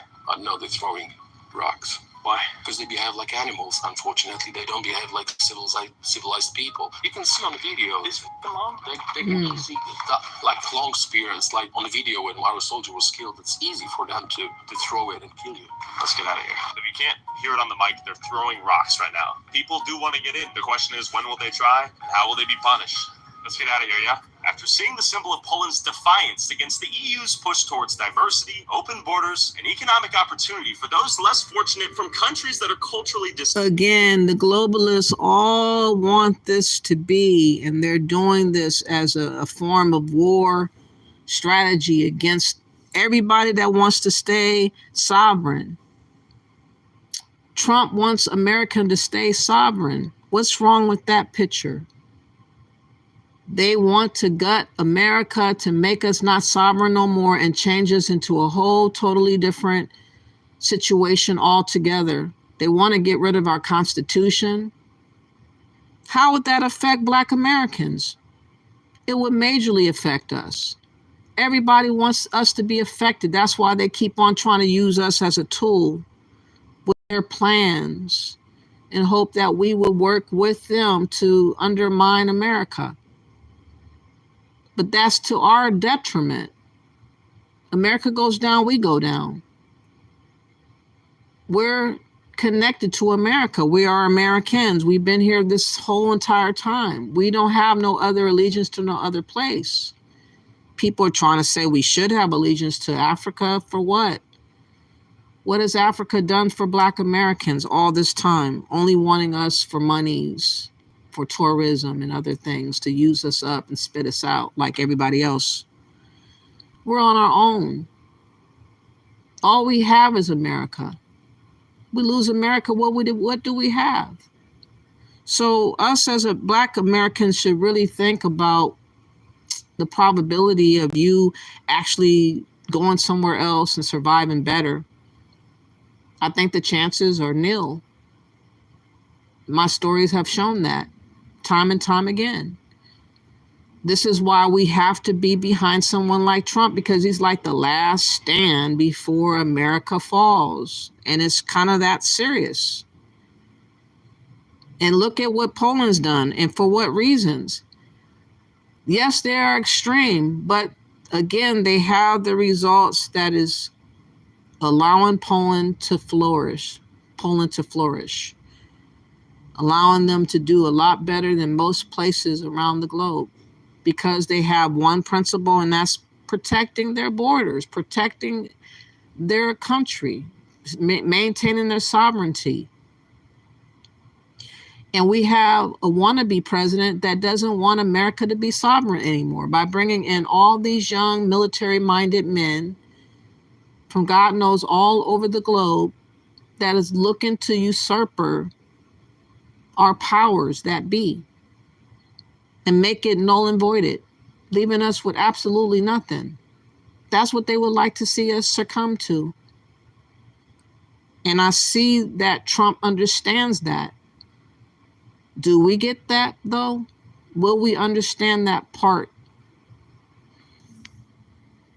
Similar, I met up with Dominique in Brussels to see where Europe's elite politicians meet and decide the fate of an entire continent. Okay, let's go. I'll show you how we do it. Amazing.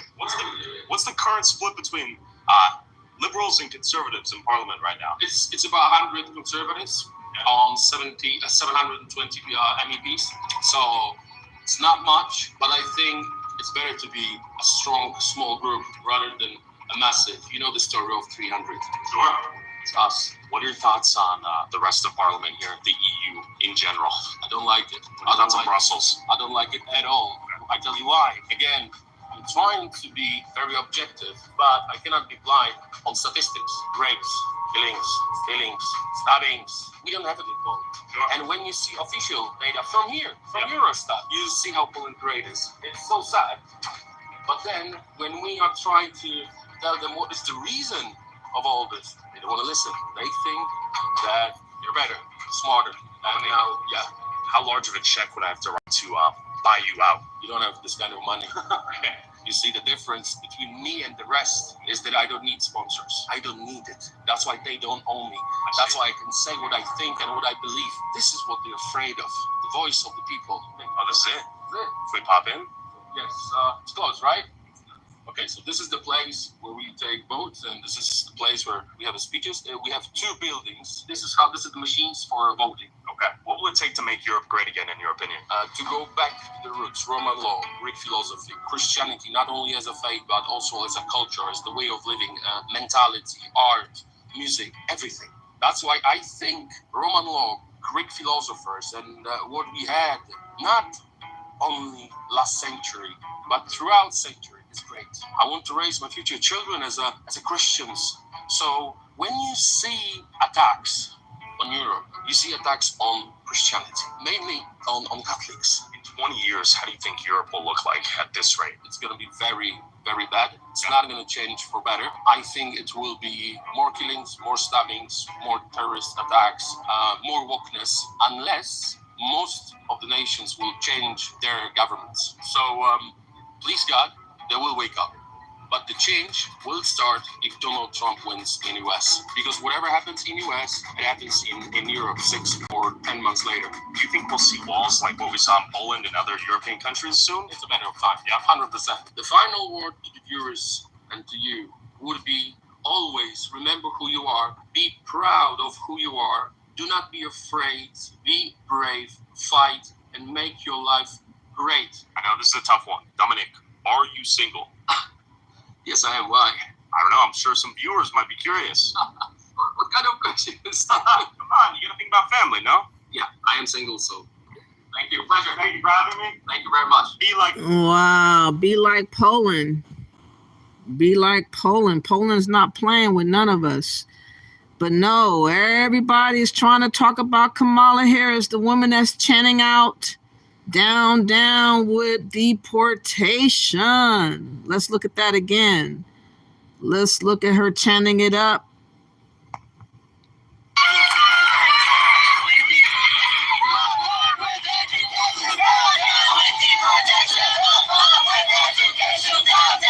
Deportation,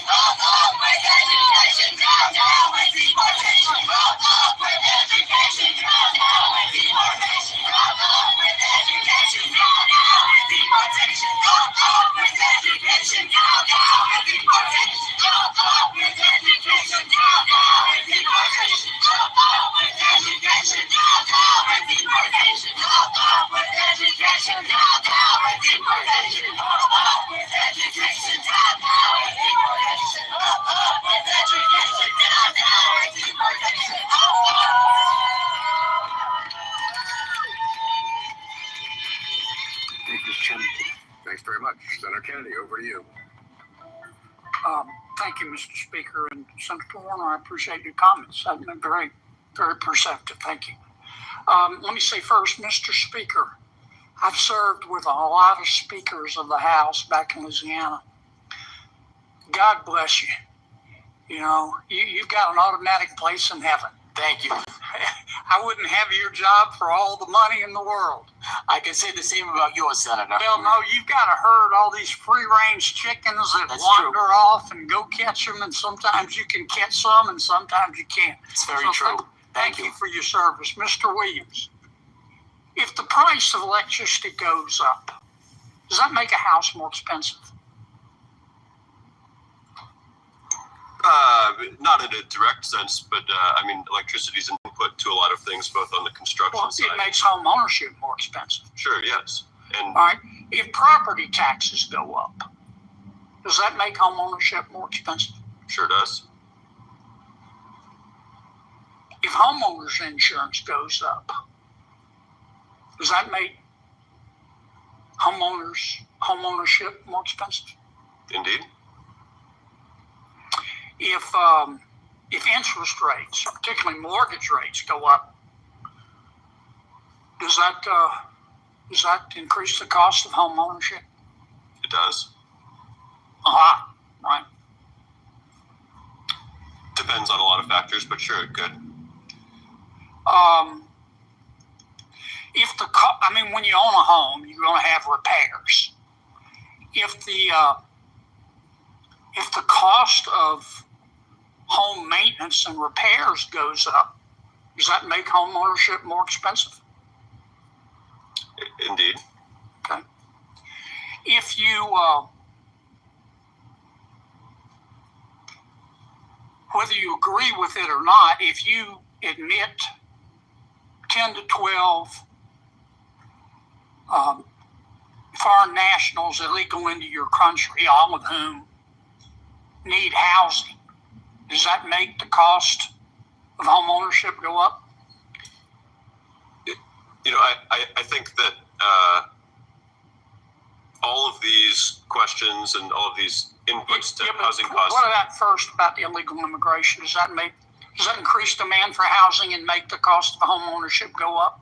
I think that's a distributional question. I think the question we're here to talk about today. Yeah, but does it make the cost of home ownership go up? We're here to talk about housing supply today. We're here to talk about home ownership and the cost of owning a home. You're a bright man. Does that make the cost of home ownership go up when you increase demand that much? I think that's a distributional question. You don't want to admit it, do you? I think that's a distributional question, and the problem that we're facing is all due housing respect, supply. I think you're being disingenuous. Let me ask you, Mr. Pinto, if you increase immigration by 11 million people, does that increase the cost of home ownership? Senator, yes. We've tried to figure out what that impact is. I mean, duh. Yeah, but the federal government doesn't publish where they're distributing these individuals around the country, so we can't do the kinds of experiments that we normally do. It causes home ownership to go up in some places. But we can't figure out exactly what it is. We'd love to. I'm not here to play games. I'm here to try to get some answers. But if you could get more data, that would be great. I'm sorry? If you could get the data released by the federal government as to where... I'll give you some data.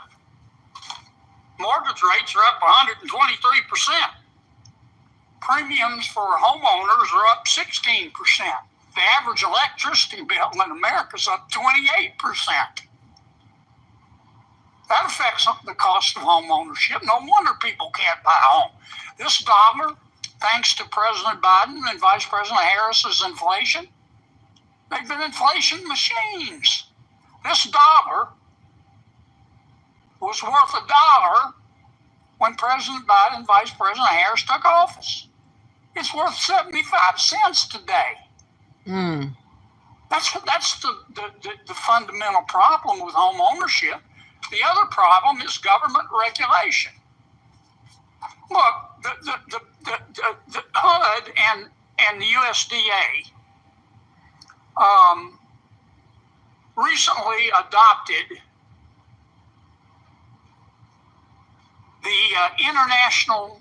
the the International Energy Conservation Code. Do any of you know what that is? Okay, well, I'm not going to ask you because it's going to take time. They recently adopted the International Energy Conservation Code put out by the International Code Council. And the Biden-Harris administration just said, they just told HUD and the USDA to adopt it. So if you want a HUD or USDA loan or access to the housing assistance, you've got to build a home that complies with the International Energy Conservation Code. You know how much it's going to add to the price of a new home? $31,835. Wow. Are you kidding me? You know how much energy you're going to save? Senator Kennedy, you're well into Senator Padilla's time now. $7. We need to start with the basics, folks. It's inflation that's killing our people, and it's this crazy whack job regulation. Senator Kennedy, you're well into Senator Padilla's time now. I'm sorry, Senator. That's all right. Senator Padilla. Thank you, Mr. Chair. And Senator Kennedy, I would happily... You know, he was not playing with them. He baited them. He baited them for that whole thing. Now, we do know, again, because of the influx of migration, unfortunately, they have allowed criminals to walk into our neighborhoods, courtesy of the Biden and Kamala Harris administration. What are we going to do to change what has been going on wrong with criminality? All these criminals that are free at large, doing whatever the hell they want to do, and mocking us because they are hardly held or kept long in jails. They're relieved and released back in America to commit crimes yet again. And we can thank the likes of Kamala Harris for allowing these things to have happen. Her immigration policies are going to be mimicking some of these things that you see right here because they were from Biden and they were supported by Kamala. They were a team. They worked in concert with one another. Hello, I'm Brigitte Gabrielle. In a stunning display of transparency, we learned yesterday from ICE that almost 800,000 illegal criminals are freely roaming America's street. Over 400,000 illegal aliens who are guilty of homicide, violent crimes, sexual assaults against women and minors are walking freely in our neighborhoods. Over 222,000 illegal aliens pending criminal charges are freely walking our streets. Since Biden and Harris took office, over 7.3 million illegal aliens are on the docket waiting for court hearings, with at least 9% committing heinous crimes. And here's an important fact. Illegal aliens commit 10 times more violent crimes than U.S. citizens. U.S. official crime statistics estimate that less than 1%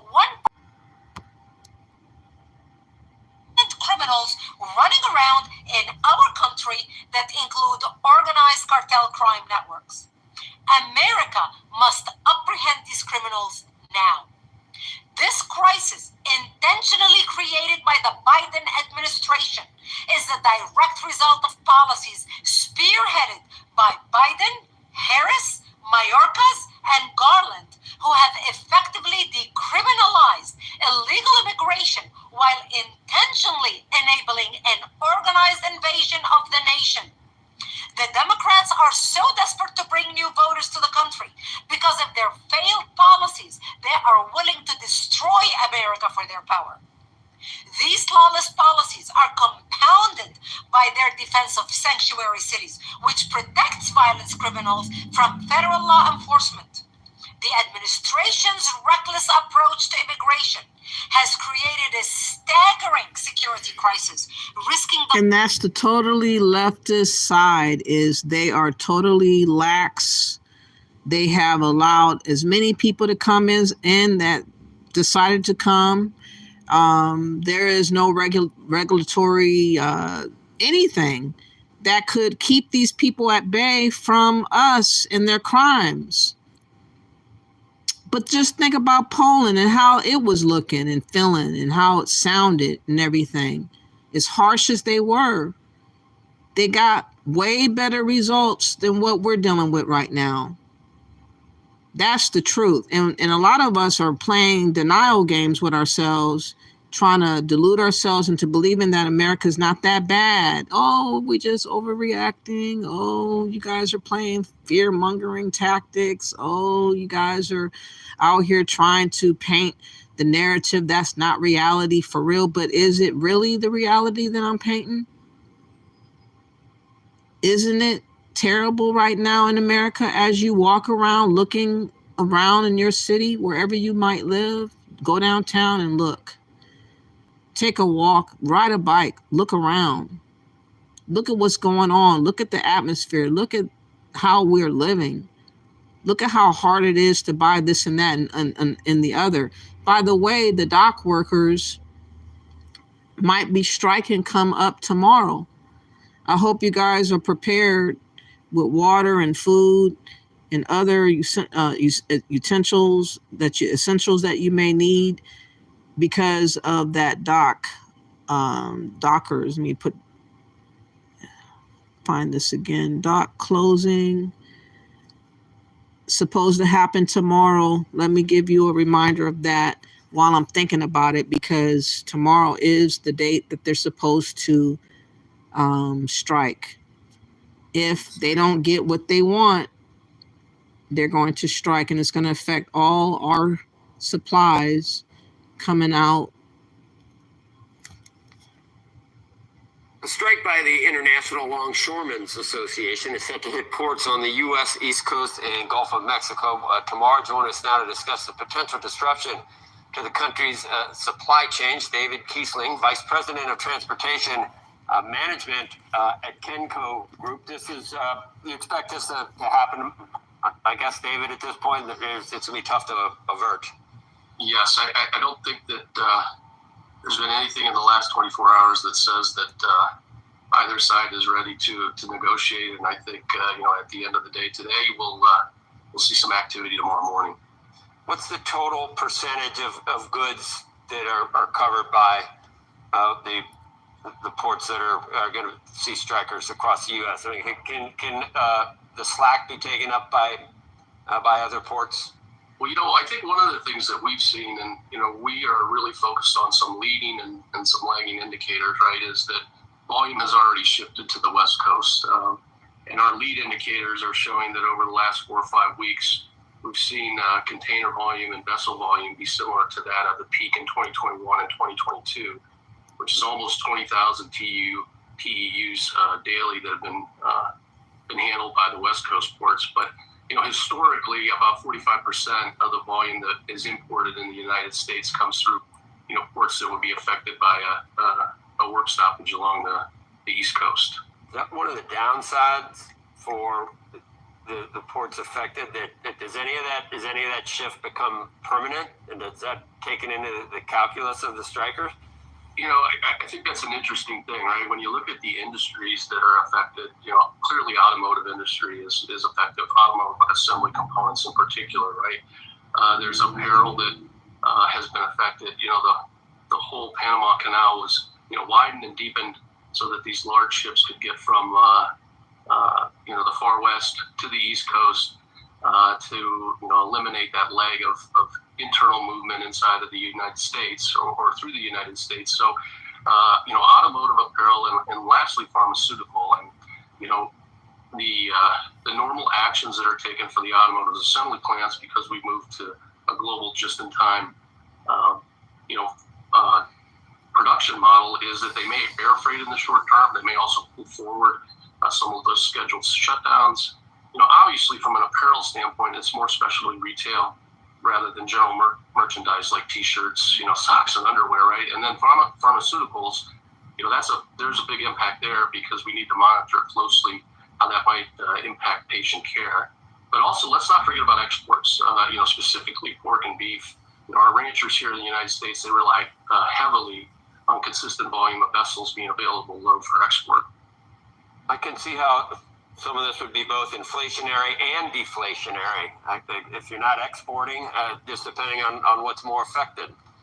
Correct. And, if you've read anything lately, everybody's talking about the price of bananas, right? In particular, that's clearly an import.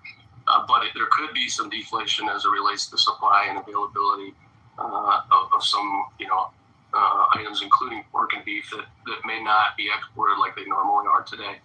You also said, what's the long-term impact? And I think, what we've learned from COVID is that, nearshoring continues to be an option. I think moving manufacturing, internally domestic to the United States obviously becomes an option as well. And I think what we've seen is, there's significantly less friction and complexity from a trade compliance standpoint when we move to Mexico or Central America, when goods continue to be manufactured outside of the U.S. rather than ended up consumed, here inside. David, thank you. I hope that we guys got the warning. They might be going on strike starting tomorrow and might affect supply chains throughout America.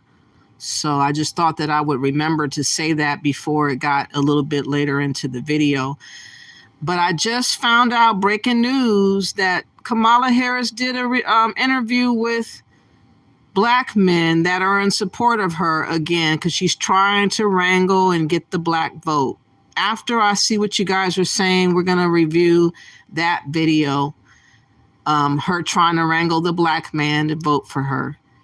Trying to go through Matt Barnes and who's this other character? Another basketball used to be player.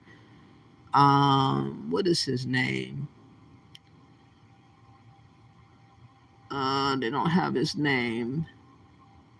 But I know one of them, Matt Barnes. So we'll talk about that in a little bit. But before that, I want to know if they're going to talk about anything about immigration, and not really.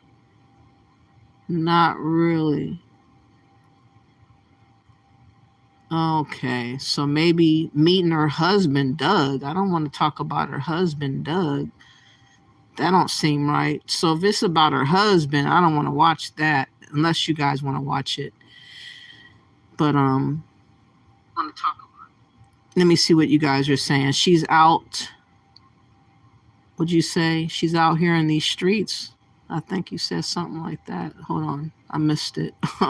It just went away. Senator Kennedy is one smart old man. Okay, Eric. Kamala. Jabby says. Monique says 730 people watching, only 31 likes. Please hit the like and share. We know that you are liking the content, so why not hit the like and join in the conversation? So we appreciate it. Exactly. Coley Cole says, are you sure it was them? You can thank Governor Abbott for, I don't know what you mean. No tyrants. These numbers are wild, y'all. Level playing field. Let's be honest. She isn't even smart enough to come up with a policy. Her policies are whatever she is told they are. That's why she can't defend them, and they are constantly changing. Interesting. Abbott isn't completely to blame. No tyrant says. ABC, CBS, NBC will never report this, Chris says. Our young daughters are in danger. Yeah, they are, Pinky. Abbott is not to blame at all, Pinky also says. Not just daughters these days, Jabby says. You're right about that. Take America back. We got to get serious about it. Like everybody else is laughing at America right now. I remember people used to respect us and used to even fear us. Now they just doing whatever they want to do. Just running game, taking advantage of this and that and the other, flipping stuff on top of everything else, and switching the conversation and narrative to fit everybody else's agenda but ours. It's very interesting how that has happened. But we have to blame the Democrats for all this stuff. Charles Harvey says, wow, these people are losing so much in Georgia. This family, they just lost everything. They're in limbo now. Wow. And the wife, she's about to give birth. So heartbreaking. Oh, wow. That's terrible. I'm sorry to hear that. Cole says, Governor Abbott and governor from Florida who transported refugees from their state to other states across the U.S. Huh. All Diddy related is all a show, LOL. Jabby says, you said Obama and Kamala have been to the Diddy parties, level playing field? All videos are under fair use and are also used for educational purposes so that you, the viewers, can be more informed. Hit the like button, good people. Thank you for that, Monique. Jabby says, it's legit, sounds like crazy movie talk, but unfortunately everything is coming to light and is much more believable. This goes well beyond just Diddy and a few celebrities. Oh, you guys talking about Diddy. What's going on with Diddy? You're getting ready to strike out here in Houston, and I'm a part of a local 24, been with them about 10 years. You're getting ready to strike out here in Houston? What's up, Charles? How are you doing? I don't know what you mean by that. Remember all of the people telling you how great Kamala is, spent 4 years telling us how sharp he was? Level playing field says. Pinky says, people that work at the ports are losing jobs to automation like a lot of jobs. Wow. That's why they're striking right now? How you doing, Tammy? Thank you for coming back. You said it's going to be terrible for everybody. Exactly. What's up, Miss D? Thank you for coming through. In a week, anyone who isn't prepared is probably pretty screwed. Exactly. It's gonna be a scramble. People are gonna start getting the word, especially if they start striking. There's gonna be a run to the store to get all that people can grab. It's gonna look crazy in a little bit. That's why I suggest you go get a few things now if you can. You said starts at midnight tonight. Oh, Christmas is gonna be definitely hell. I'm not celebrating any holiday. I'm so glad that I don't celebrate Christmas.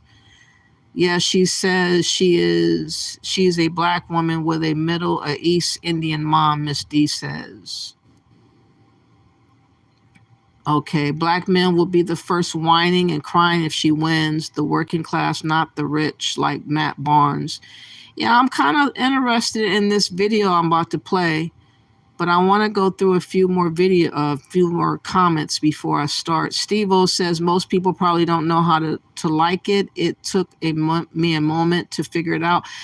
For those that don't know how to hit the like button, you have to hit the 3 little buttons to the right side. And once you hit the 3 buttons, it should show the like up, and you can hit the like up or down. But that's how you do it. For some reason, my videos, you have to hit the 3 button dot to even like me. You don't just get to hit the like when you first come in. So that might be the confusion. But I appreciate you reminding me that there is a problem, because I forget about that myself. Kevin says clarification on reparations. I still don't think that that's ever going to happen. Not in my lifetime. I'm not going to waste a whole lot of energy being manipulated by reparations talk. It's just too emotional right now. I think that we should worry about survival right now, and that is closing that border and getting jobs to come back to America. That's what we need right now, most and foremost. You said, I don't care what color she is. I just want to get some policy changes to what we are currently experiencing. Well, you're not going to get those changes, Mike, if you're going to look into wanting Kamala Harris to be the president. You said a lot of this celebrities are shills, either getting paid or just want to be on the payroll. Exactly. That's what's going on in a nutshell. You said tap the screen on the top of your phone. The like button will pop up. Yeah, you got to tap the 3 little dots, and then you can hit it. Thank y'all for hitting the like button. I really appreciate that. Now we're going to get to an unexpected interview that I don't know if this is her in it or not, or if it's just her husband, but oh, there she is. She is there. Okay. So yeah, we're going to get a look at this now. Hold on, y'all. This should be very interesting. Smoke. We got a very special guest today. Very excited to sit down and talk to Our biggest guest. I wouldn't lie about that. Yeah, she's on the show. I do it over. No, you did it. No. Excuse me. Our biggest guest, I've been corrected, Miss Madam Vice President. Thank Kamala. you. It is so good to Thank be you for with sitting you down with guys. us. Thank you for having us in your home. We're excited to be here. Thank you both. I'm so happy to have you here. Thank you. You do me great honor to be here. Thank you. In 2013, a blind date with your now husband, Doug. If you think back to that date and now we're here, did you ever imagine this was going to be the journey? No, I just have a really bossy best friend. It was a blind date, right? It was a blind date. And she called me up because she and her husband met him, got to know him, and then she just decided that this might could work. And said to me, just go out with him once. Don't Google him, just go out with him. Don't Google him. Just give it a shot. Yeah, right. And it turned out she was right. It was a And good I am choice. in a very happy marriage. I'm very thankful. So where'd you guys go? Did you really eat, or did you just do a salad? Like, did you really We let did. your We hair went down out. and have fun? So he came to pick me up. Okay. What kind of car? A BMW. Uh-oh, okay. Moving the style. Well, okay, but here's the thing that was actually really funny in retrospect. I get in the car and he said, I just need to tell you something. And I'm like, okay, what's this going to be? He said, I'm a really bad driver. Heads up, huh? So that's how it started. Okay. I guess he was just trying to create little expectations. And we went to what turned out to be his one favorite restaurant where everybody. This is desperado mode. She is really desperate for black male voters. This is all this is. So she had to get some celebrities on board. I think the other guy's name is Steven something. But Matt Barnes is the only one that I know because he used to play for Sacramento Kings. I don't know if he plays anymore. I haven't seen him in a while. But this is very interesting. This is posing with the black men so that other black men might think that she's not so bad after all. Oh, this is a sensible, we're going to talk about sports. We're going to talk about, being cool as black people, all that kind of thing, y'all. Watch. Knows who he is, which is He obviously was very showing smart. off Oh yeah, so he could walk in and they were like, "Hey, Doug." Yeah, I see you, Doug. All right, exactly. Bay Area girl. Yep. Born in Oakland. You grew up around the TMC times. Golden State Warriors side. We hear you're a big fan. I am. And there was a rumor that you were in the stands when we were there in the We Believe era. I really. Can we talk about that? Yes, Do you remember yes, that? I do remember. Okay, we want to say our Warriors are always good, whichever era, but that was a very special time. I mean, it was electric. You guys remember it? It was electric. Yeah. And everybody, we would take Bart to get there and go, and it was just, this is the thing I love about sports in general, but I'm going to say our Warriors, is that it really was about bringing all kinds of people from around the Bay Area. And, the Bay Area is a melting pot, right? Yeah. All coming in. And that team, you guys were the best of the best. Legendary.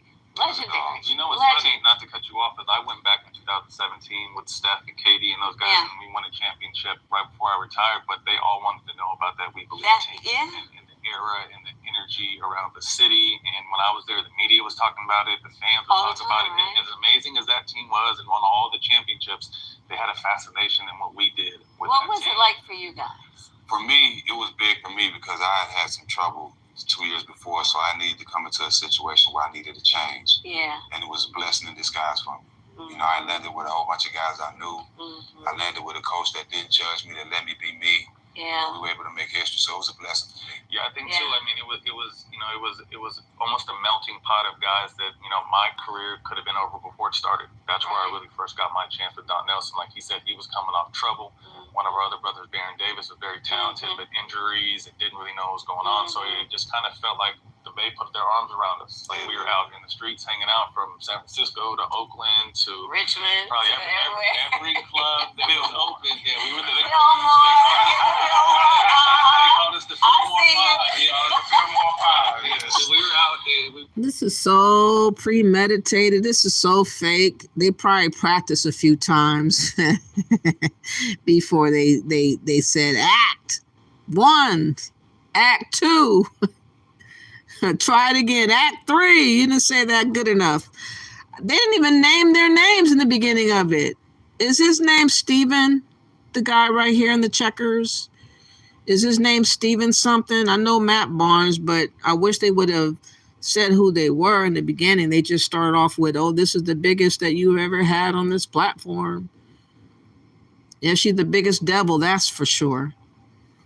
Really just embracing the community. But I mean, one thing I'll say about the Bay Area fans is, like you said, you always want to say they were good, but there was times where they were terrible, but the support never wavered. You guys were so loyal to the fans. Yes. I mean, first of all, loyalty as a general matter in life, I think is one of the most important. Growing up, my mother used to say, you got to have a code. Got to. Something. Got to stand for something. And you figure out what your code is. But loyalty, and then loyalty to your team, right? I mean, no, but this is fancy. Yeah, you know, I have a little, and everything, huh? Yes, I do. Look at that. Feel like some presidential water right here. And you were saying, you gotta be loyal to your team. Like my husband and I have different teams. Is he from the Bay too? Well, he's originally from Jersey, but he moved to LA when he was a teenager, so most of his fans are LA teens. She always sees a tidbit drunk to me, or drinking, or just a little bit tipsy to me. I don't know, but she does appear to be that way to me every time I see her. And so, you know, depending on who's playing who and what time of year it's very like really real, like talking some serious smack. What's your feelings on all 3 of the teams out of Oakland now? Oh, it breaks my heart. It breaks my heart. Remember, we used to have all of them. We used to have all of them. You know, and you just drive by that area. You know, when I go to Oakland, when I go to the Bay Area, and you know, if you like land at Oakland Airport and just pass Coliseum, it breaks my heart. Yeah. And good teams. Yeah. And for us, I think as players on our time, we more worried about the workers and the people that were there, because that's who made us feel good. Exactly the workers, every day we came in there, we saw those smiles. We got hugged by people actually from Oakland, and to see them lose them jobs to San Francisco, that really did. You're so right. It was part of the economic engine of Oakland. Yeah, exactly. And then the vendors, and it was, you know, and it was local folks, small businesses. Yeah. I'll definitely say, I mean, obviously we understand what that era and that team kind of did. They took the team to a new level, and the business side kicked in. Yeah, it really did. I love where they're at in San Francisco, beautiful stadium, but they'll never be anything like Oracle. Never. No, and I'm always going to think, you know, I mean, Golden State Warriors is That's what you think. That's Oakland, That's right? what you think. I grew up Italian mom, black dad, and was always very proud of my heritage until an incident I had in high school when I was 17, protecting my little sister. Someone called her some names. I did what the big brother did. I ended up getting in trouble, and the KKK came and vandalized, nearly burned down my high school. And I knew at that point, although I was very proud to be Italian and black, that the world looked at me as a black man. You've always been secure in your identity, who you are, but what do you feel and what do you think when you hear people kind of questioning just the fabric of who you are? Well, one, I don't listen to it. I'm really clear about who I am, and if anybody else is not, they need to go through their own level of therapy. That's not my issue. Right. My mother was very clear. She was raising 2 black girls to be 2 proud black women. And that was never a question. Again, that woman is not black. I don't care what she says. I can't wait for Candace Owens to break the news. Her so-called grandma is not her grandma, though.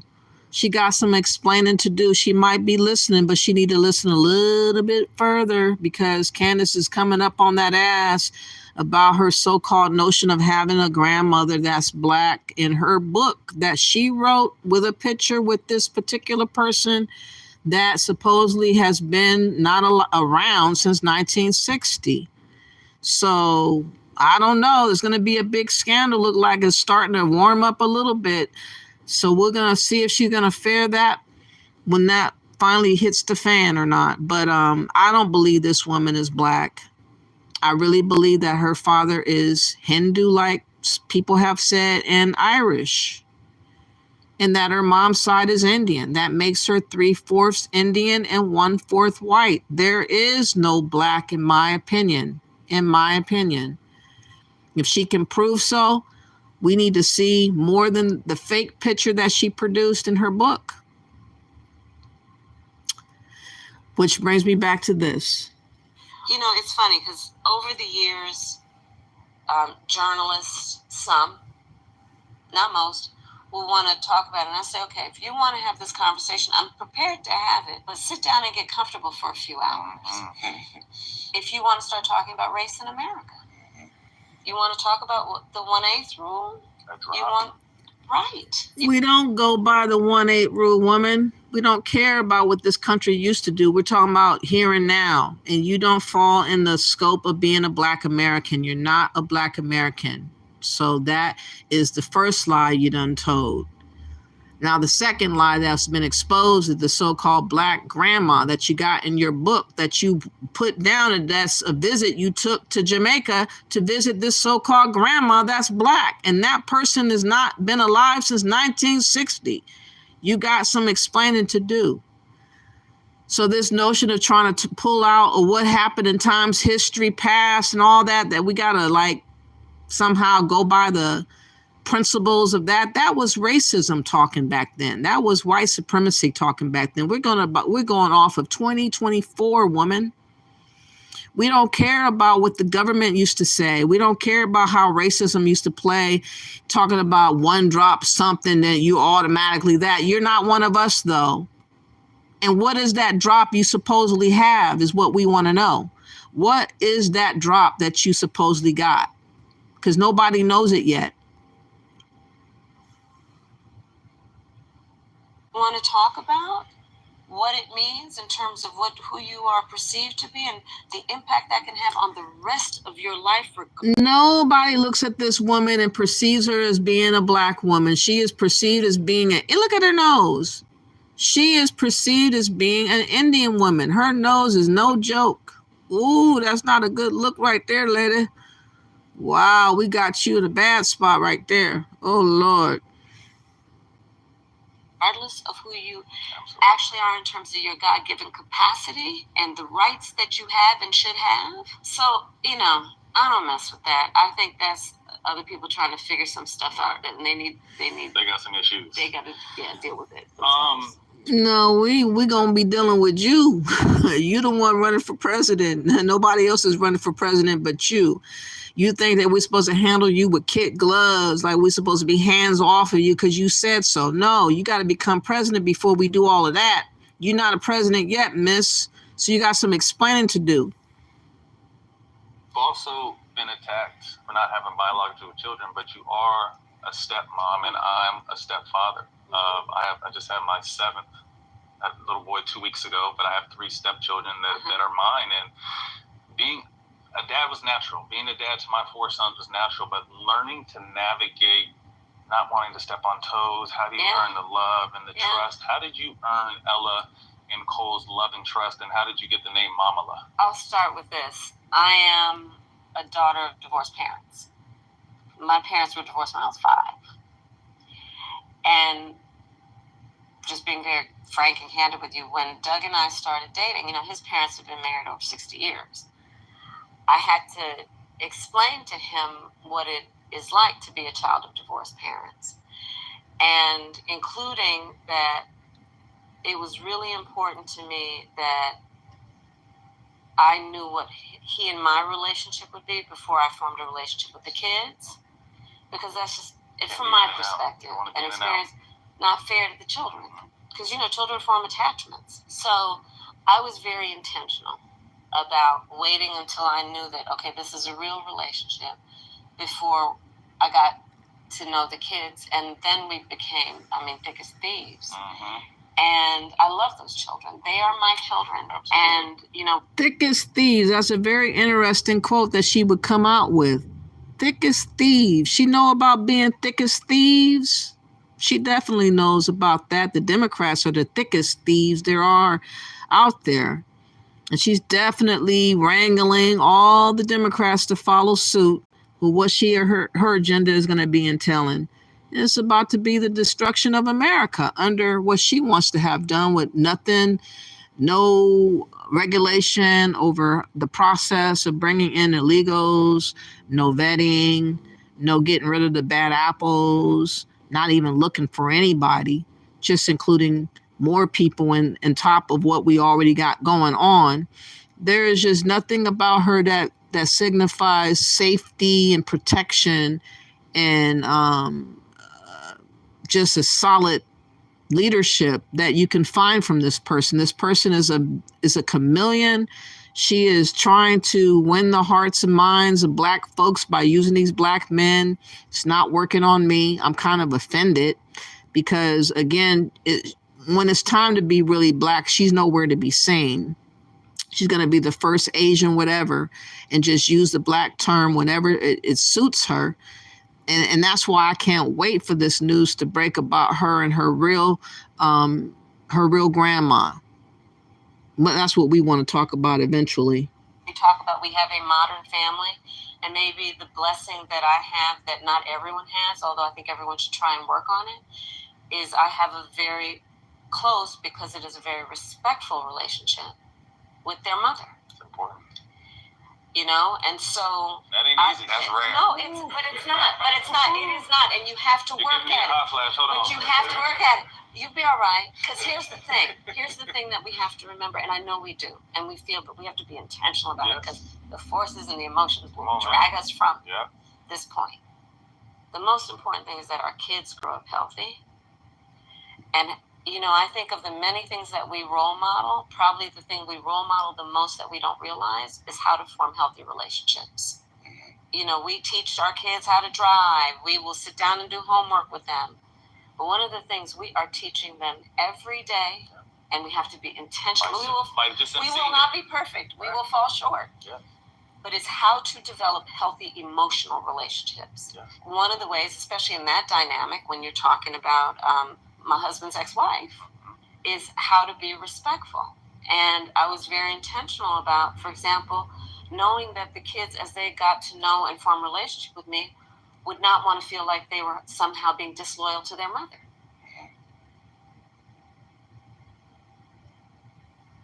We can't afford it. As California families continue to struggle with the high cost of living, the legislature is deciding if they should. And I knew that. And so I was very intentional about always making sure that I was clear with them, that I would say things like, well, how does your mom do it? Mm-hmm. You know, I love to cook. Mm-hmm. How does your mom do? Show me how you do it.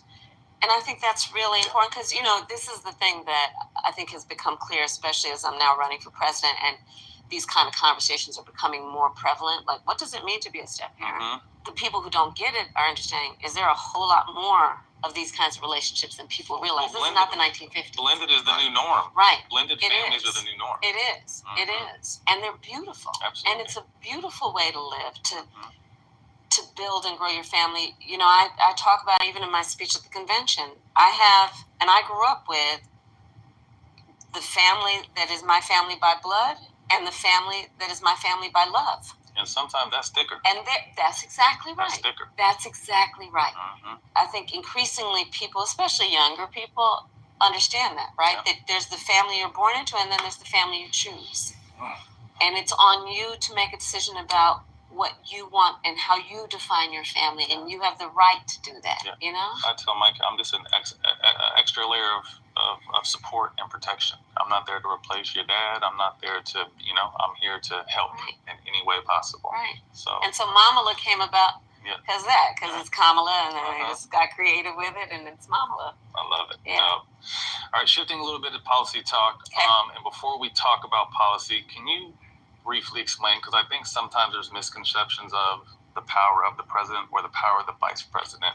Explain how a bill becomes a law. Okay. I believe that the best way the system works is when the power is with the people to then advocate for their needs and have their needs met. So that's the big macro stepping back, right? One of the ways that the system works to do that the system should. He's saying that to Black people, that all we know how to do is advocate for ourselves, and we haven't gotten too much of anything from this administration or many other administrations. We haven't got anything. So the advocacy that they're speaking of, what does she mean? I would follow that up with, well, how can we be seen and heard by you? The Black community, as a whole, has been discarded and ignored. So how can we be seen and heard if we're trying to advocate for ourselves, but it doesn't seem like that's happening anytime soon? And what can you do moving forward to bring back confidence in our community that you do consider us, Americans? Work to do that is we have elected representation who represent the people in these state legislatures, which is where laws get passed, or in Congress, which is where. But our legislative bodies that's supposed to help us, the Black Caucus, the NAACP, all the others have abandoned us, and they're talking about immigration rights. That's all they seem to talk about is immigration rights, and that they took instruction from her. They took instruction from Biden. This is the direction that they were going in, and this is the direction that they have been following under. And so our leadership has been tampered with and tainted. And we have to blame the Democrats for all of this, because they have really let us down. They have really turned us asunder and left us with absolutely nothing. And this interview is somewhat sickening. I really don't get, what she's calling herself getting from it. I don't see an uptick in her talking to make me believe anything other than what I already believe. So it's kind of a pointless interview. I wanted to see some hard-hitting questions and some back and forth, but so far we haven't seen it. It's kind of scripted. It's kind of laid back and easy going. So they're really trying to let her just lead and shine in this so-called interview. Federal laws get passed.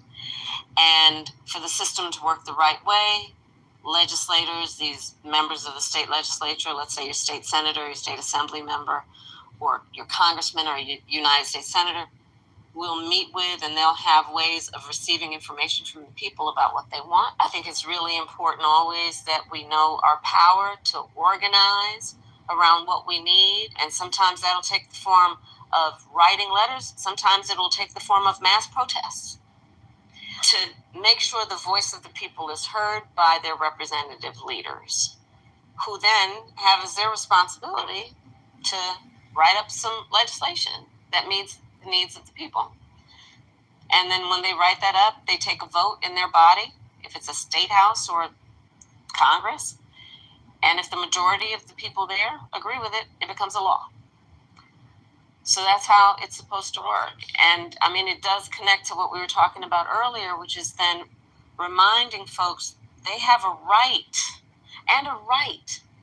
to expect that their leaders will hear them and take seriously their needs. A lot of why I think it's important to talk about our accomplishments on things like we finally let Medicare negotiate drug prices with the big pharmaceutical companies so that we could cap the cost of insulin at $35 a month. You know why that's important? Because forever that never happened. And when we explain to people that they kept advocating and kept fighting for it to happen, and it did happen, it reminds people, don't give up, keep fighting for the things you know are possible, even if it's never happened before. I think it's important for people to know, when we, like, for example, I helped write the George Floyd Justice and Policing Act when I was in the United States Senate. People by the hundreds of thousands marched, rightly, out of pain, out of knowledge, out of commitment, that we need to take seriously what we got to do to deal with this system. And so we couldn't get enough votes to pass it, but we got it that far that we wrote it up. And we got it as far as so that under our administration, the president was able to sign an executive order that put a lot of what we put in the George Floyd Justice and Policing Act into an executive order. But it hasn't manifested any law. No changes have been done. So I don't understand what she's talking about. But again, she has a nice, cozy little platform to come onto. It's pretty annoying. I'm going to go back to that in a minute. Let me see what other video I was going to play before I took a break. I'll need to take a mini break with my dog. So I wanted to play a song before I forgot. Let me see. What is this?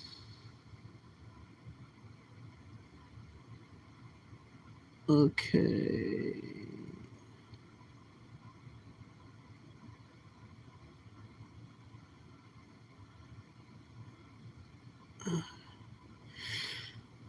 Hold on. Let me see what you guys are saying real quick before I continue with that mess. I don't like her.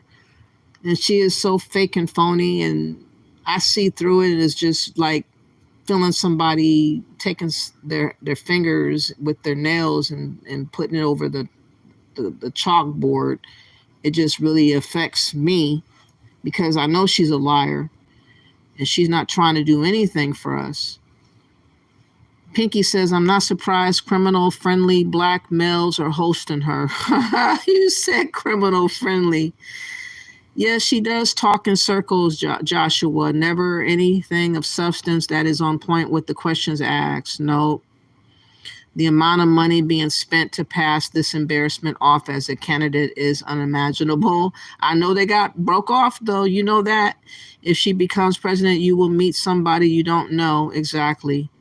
Trump isn't even coherent, you're saying? Oh, come on now, just for love. I don't think so. So anyways, let's take a little mini break. I have to see my dog outside real quick. And let me see.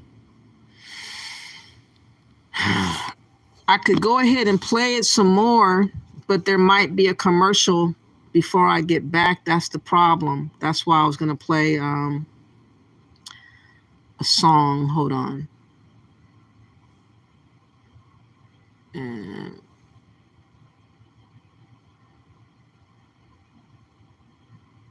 version. I'm going to play an upbeat song. Yes, one. I can't play that one. Nope.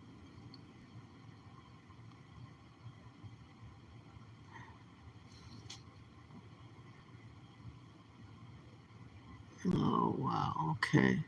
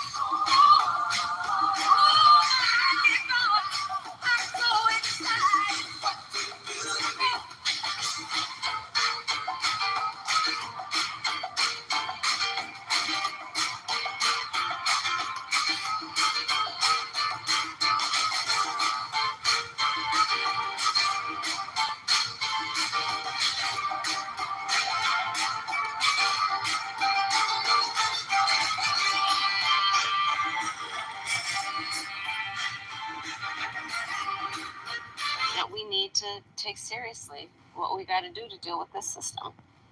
And so we couldn't get enough votes to pass it, but we got it that far that we wrote it up. And we got it as far as so that under our administration, the president was able to sign an executive order that put a lot of what we put in the George Floyd Justice and Policing Act into an executive order. So at least for federal law enforcement, we're now dealing with no-knock warrants. We're now talking about a national database for police officers who have committed misconduct. To the people who say, why are we still marching in 2024 when it's common sense what people need? What do you say to that? Look, my parents marched for civil rights back in the day. I do believe there is no significant progress that we've made in our country without the people often taking to the streets. Going way back to the Civil Rights Act, to the Voting Rights Act, to, what's happening now in the streets on choice, to what happened around George Floyd's murder, and moving forward an agenda that's about that. You could just go through just the different levels of progress that we've had. Often it has taken people taking to the streets, which is why, look, I support the right of people to peacefully protest. My opponent in this race, you look up Project 2025. Nasty work. They're literally talking about what they would do to arrest people and deport them because they want to suppress. Part of what really concerns me about this moment in time is we've also defined our progress over the years, and therefore our strength, as being about the expansion of rights. And now we're seeing a full-on intent to restrict rights.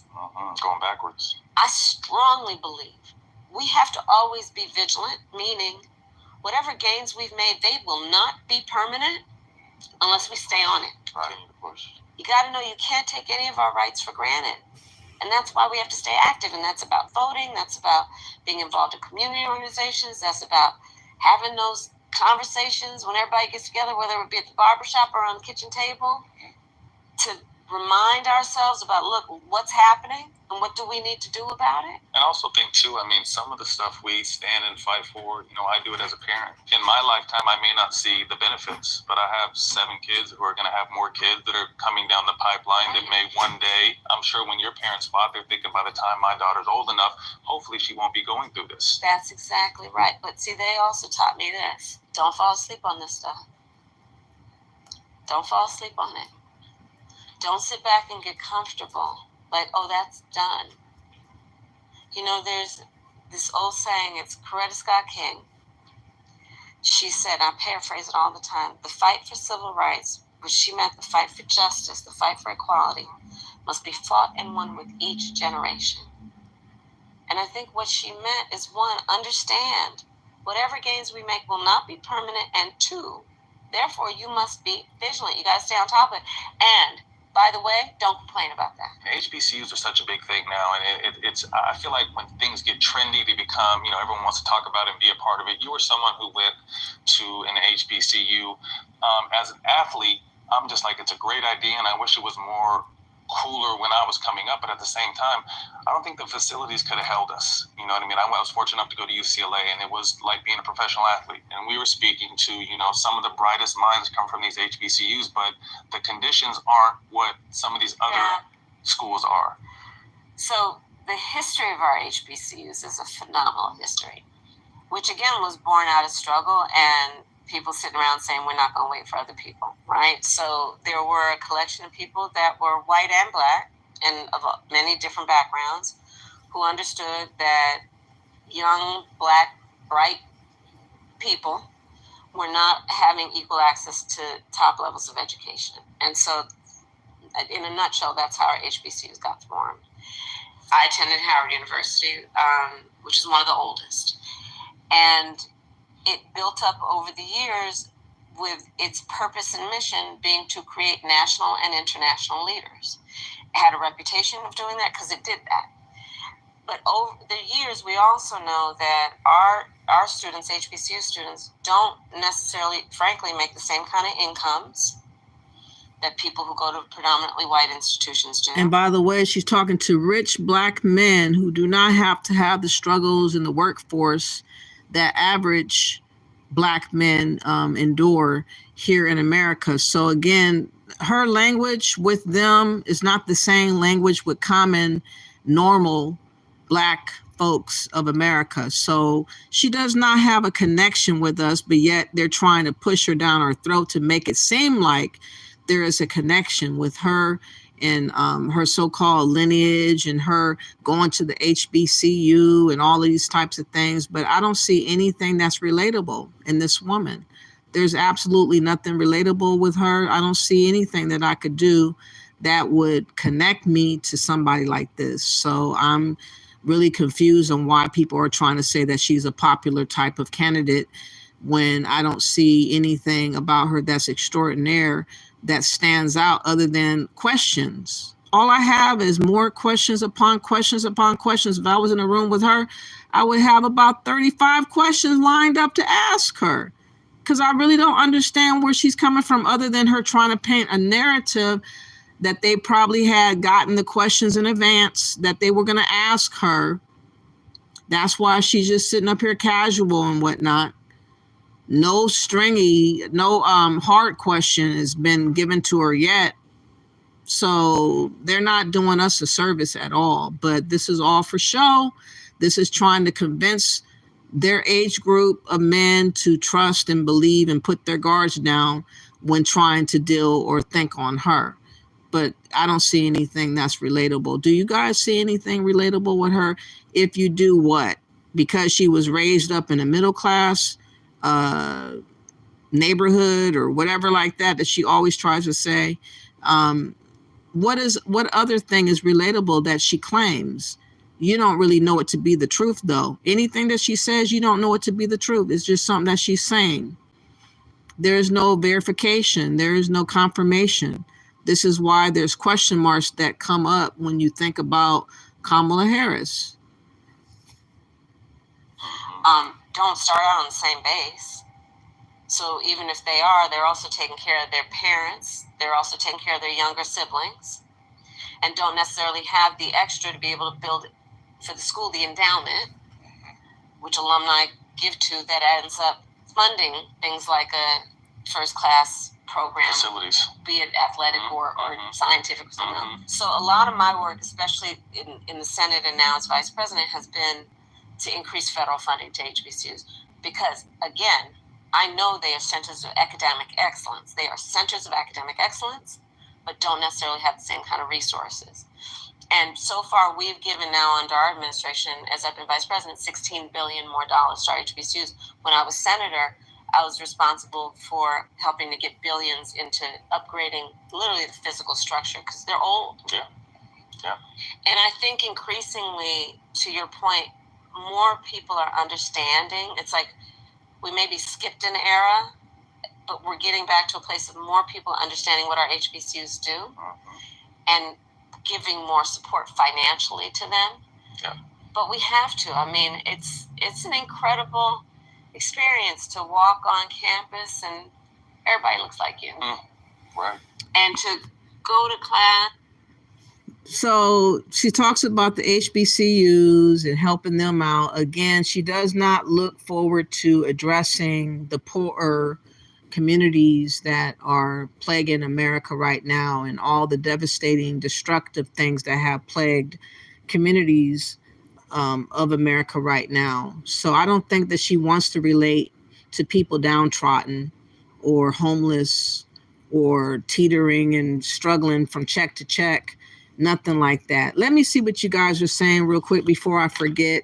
Thank you for reminding me in the chat room that I'm not reading your your messages. I got to go back and forth, but thank you for being in the comment section and participating. Charles says there are pretend to be God. They don't hear us. No, they don't. Delaphonics, you want to hear? Play anything? Okay, so I'll get that out for later. I haven't heard them in a while. What is their more popular songs? You said no, she's Indian. Candace Owens came out with that. Yeah, she's Indian. So, and white. But, you know, the grandmother, that's up for question. The one that she posed in her book, you know, is not, that person's no longer with us. It hasn't been with us since the 60s, 1960.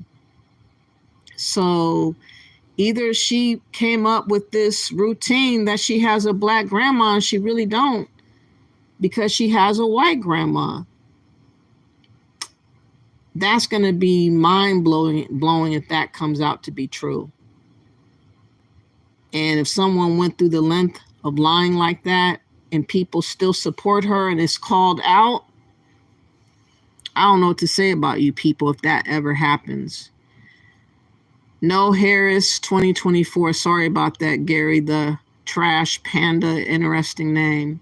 Trump 24, exactly. She hasn't answered one yet. She is not Afro-American. That's not her grandma. She's a liar. Exactly, Glenda.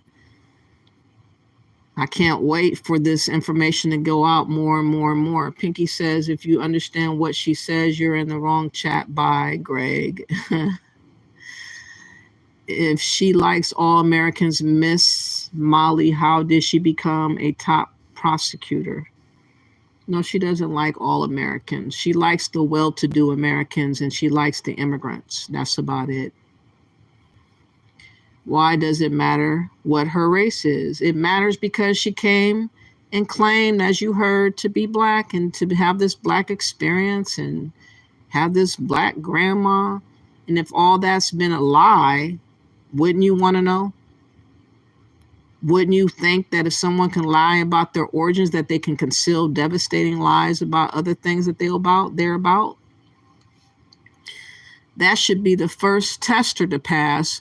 Who are you? Like, I don't see what the big deal would be with her being Indian and white. What would be the big deal?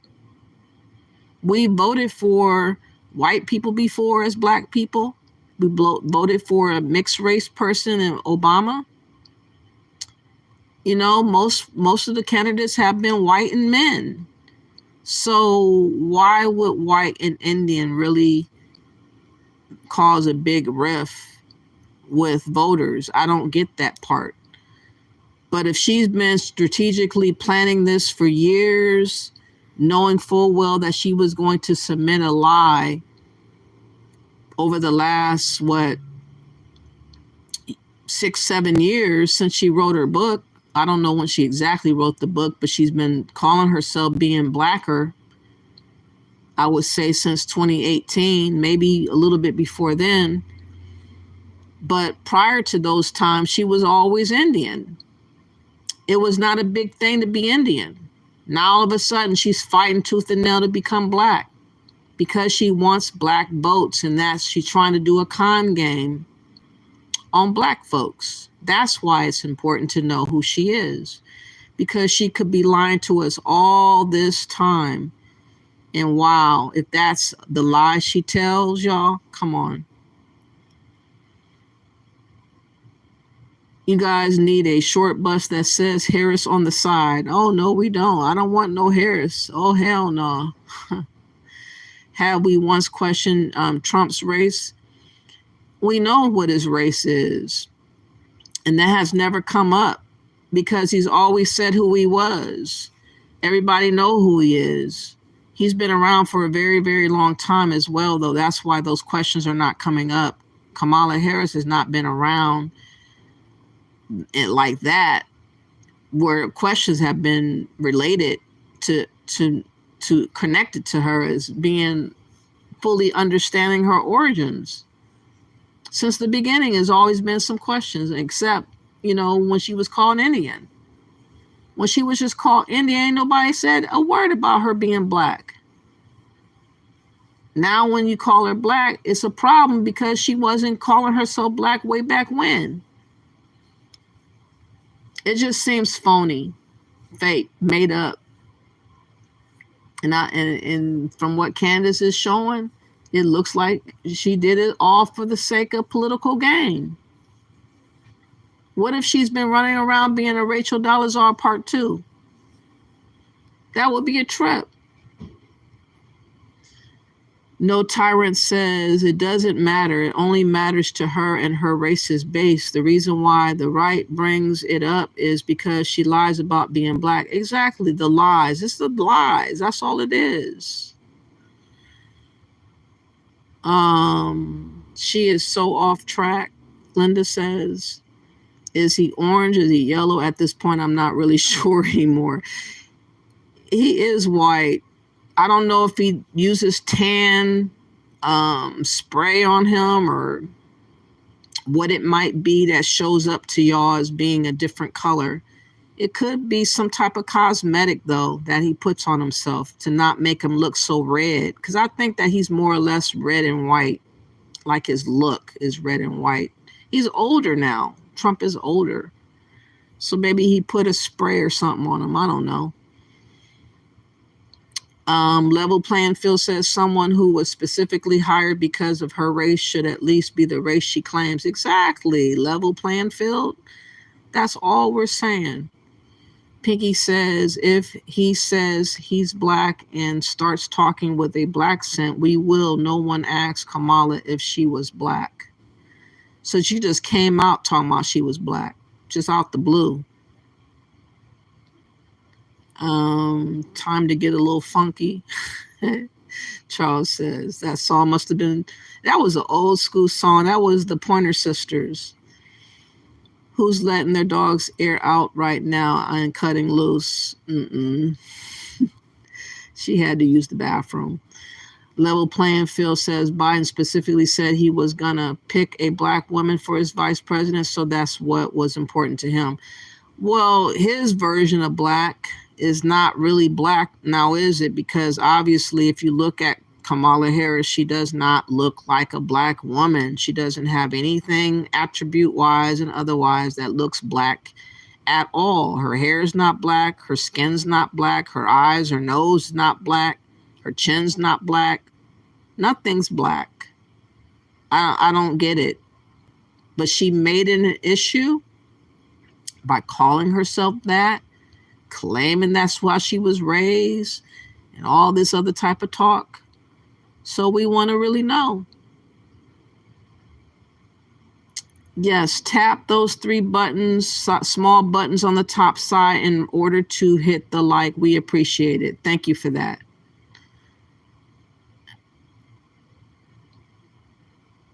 Okay, how about your grandma? My grandma, she is black, but she's deceased. I think she had Indian in her because she does not look like a typical, like, Negro person that you would determine to be that. And I think because my father told me before she, when she was gone, before he died, he talked about my grandma and having a great grandfather that was Indian. So I don't know, we might be mixed up more than we would really want to realize, but that's our unique heritage here in America. As a Black American, we have different things that also is going on in our family. But, there shouldn't have been an issue if she just would have came out and said, we're Indian, I'm Indian, or I'm Indian and white, I have a white grandma. That wouldn't have been an issue. I still would have looked at her no different than I look at her now, other than the fact that I think she's lying. He says, anybody been in an airport lately? Her Indian people are on the way. Yeah, they are. You got to know that. Charles says, I have heard this damn song since I was in high school. What's all you heard? For real? If you're not American and talking about American politics, you need to get a life, C. Davis says. I heard that, C. Davis. Her people weren't in America when those marches took place. I don't think so either. I think all the things that she says that she was around, I don't think she was nowhere near, especially if she was raised partly in Canada. How could she be here going through what we went through if she's in Canada? Come on, give me a break. My husband works closely with Indians, and they're all voting Trump. They hate Kamala. They're East Indians. Okay, is there a difference between the East Indians and the West Indians? I don't know. Her people, you mean Americans, C. Davis says. around the bush. I would like to see the non-Photoshop pic of her parents marching. I know that's right. We would like to see that. Out of her ever-loving mind. Strange, unbelievable, unexplained says, voted for Trump, not the witch. You already voted? Oh, you voted early.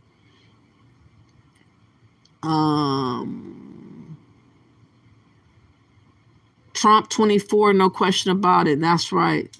Charles says, that's why I said when I seen this video, they were over there praying for Trump. I meant worship at first, but there wasn't worshiping. They were praying for him, and they had a little dot on his head. Yeah, they did. Can't take our rights for granted, like our First and Second Amendments rights. She was saying that those rights can go away. You seen that? She said if you don't be vigilant, those things can go away. Did you catch that? She's in these streets, y'all. Trump did more for HBCUs, no tyrant says. She's for the streets, Michael says. We've been going backwards since she's got in, Leo says. That's right. When she does nothing about it. She does nothing about anything. She talks about all the things that she's created and has done nothing but about it. Okay, Leo. But you relate with Trump, C. Davis says. I do. I relate to him because he's a real person with real problems, but he has real solutions for what is going on in America right now, C. Davis, unlike Kamala Harris. And the first thing that he wants to do is close and secure the borders with whatever means is necessary for him to do that with whatever force he needs to use to mobilize and get to the border to make it secure. He's going to be willing to do that. And then his next thing is to look for dangerous criminals that have been let go and released in America and find them, track them down, and deport them back to where they have come from. And of course, he's going to bring jobs back to America. He's going to make more warehouse jobs, more manufacturing type of jobs. Those are things that we're missing real big in America right now, C. Davis. So no, I'm not a criminal, but I can relate to Trump more so than I could ever relate to Kamala Harris for real. I'd rather vote for a convict versus a traitor. That's what I would say. I'm just a Bill trying to get over the hill, Glenda says. Okay. I don't think he's a racist. I don't know why you say that he's a racist. He hasn't done anything racist when he was a president, and that's what all that matters is what has he done when he was president for 4 years. He didn't do anything racist. He didn't target black folks for anything. He didn't mess with us like that. Hi says, like I've said, I'm not American. What are you, Hi? You said you might want to ask Trump some questions like, why do you try to promote hate? I would not say it's promoting hate. It's called nationalism. It's trying to maintain a sovereignty in America. And you have to be kind of bold-headed a little bit to make some of the things that you envision realized. You can't be a pushover for everybody. So you have to be stern in your views a little bit. That's where he's coming from. Virgo woman says, true, reading her book if you want a better understanding of her and what she has done. What is relatable with Trump? Like I said, he's a real common person. He's down to earth. He speaks his mind. He's not a liar. He lets it be seen what he's thinking and believing in all the damn time on his sleeve. He wears his heart on his sleeve. He wears his heart in his heart. She's just not a good, honest person like I would guess that Trump is in comparison. She's just really a liar. William said it best. She's a liar. She's a liar, Cassie says. She's a liar. This lady is whack. She's whack. Charles says she's so proud of her mom marching and protesting for our civil rights, but now that you're in office, you just sit on your hands and do nothing. I don't think her mom did any marching. I really don't believe that. I don't believe anything she says, to be honest with you. Other than those jobs she took when she put people in jail. That's all I believe. Leo says these people think if they keep calling Trump racist, he eventually becomes a racist, but he's not racist. I don't think he's racist at all. I think he's a nationalist though. Pinky says the HBCU system was started by a white man who had children that had a black mother. The white man wanted his black children to attend college. It was illegal for black Americans to attend any PWI. What does PWI stand for? Matt Carlin says, what would you like the vice president to do exactly to go away? That's what I would like her to do, is just go away. So you walk out of his rallies before he gets to that. I don't know what you're talking about. Eventually these trolls are going to get it that Trump has always been telling the truth. Exactly. Love from England. Thank you for that. Appreciate it. Trump 2024. Exactly. Marina says I could do a soft interview like this and bullshit my way through it easy. Exactly, Marina. Just smile and laugh. That's all you got to do. Don's the wild card says, I hate to break it to you. Trump hasn't lied at all. He speaks the truth. The whole immigrants eating animals thing has happened, but it's not dogs and cats. It's wild birds and etc. I believe you. It might have been the other thing too. There's just no record of it. There's just no video of it. That's all. Mindy says you're right about that. She's not getting the American message. Okay. Charles says, is Democrats like her is the reason why I never really just been into politics. And since I see how these people can affect my life, we just got to try to put the right person in office. Yeah, we got to. That's what I say, Charles. Leo said it's kind of weird, though, that Abraham Lincoln freed the slaves being a Republican and his vice president was a Democrat who wanted to bring slavery back after Lincoln was assassinated. Yeah, the Democrats have always been for slavery, and they are slave catchers trying to catch our boats, trying to keep us forever at the bottom, trying to keep us without any progress whatsoever. I think that the Republicans would give us an opportunity to raise back up with jobs and opportunities like that.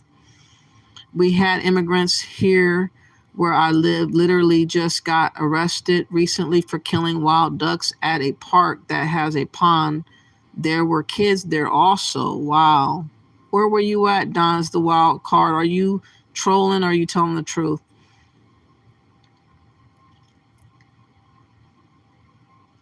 Okay, oh my God, why can't you people talk about anything but race? I told you why. No Tyrant says, aren't actually exactly related, Bowl, rather. I just like his ideas and the way he ran our country. That's all that we're saying. And I think that he just would be a better choice. We all grew up paycheck to paycheck with our parents, Stephen says. Cammy, he said, Tyson says, Kamami doesn't have any policies to speak of. Exactly. Here where I live in Pennsylvania, and somehow it wasn't even in the paper either. I was jogging and saw it happen myself. Why come you didn't videotape it, Dons? You should have videotaped it. Because everybody's going to be calling everybody racist if they don't agree with everybody flooding into their neighborhoods. And they're not going to believe any story behind what happened in Springfield. Nina says, I relate to Trump, voted for him twice, and will do so for the third time on November 5th. I follow my pocketbook and how well we are doing, and our children are doing awesome under Trump. You're right, Nina. That's absolutely the truth. You don't question anything Trump says or does, C. Davis says. Sure, I have. But I believe more on what he says because he has actually produced some things that he did as president. So it's not too hard to believe what he's saying because he was working on the wall. He was talking about securing the border.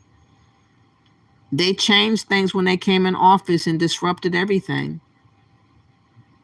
Mindy says a race does not matter. Her lying about her race does matter. Yeah, that's right. A race doesn't normally matter, normally speaking.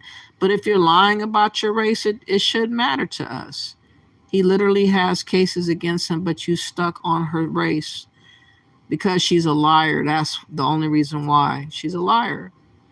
Kevin says, yeah, her family was slavers and she could have been the first Indian woman vice president, but she's seen a chance to take something else from black folks. Exactly. Take away our senses by lying to us and playing in our faces is what she wanted to do.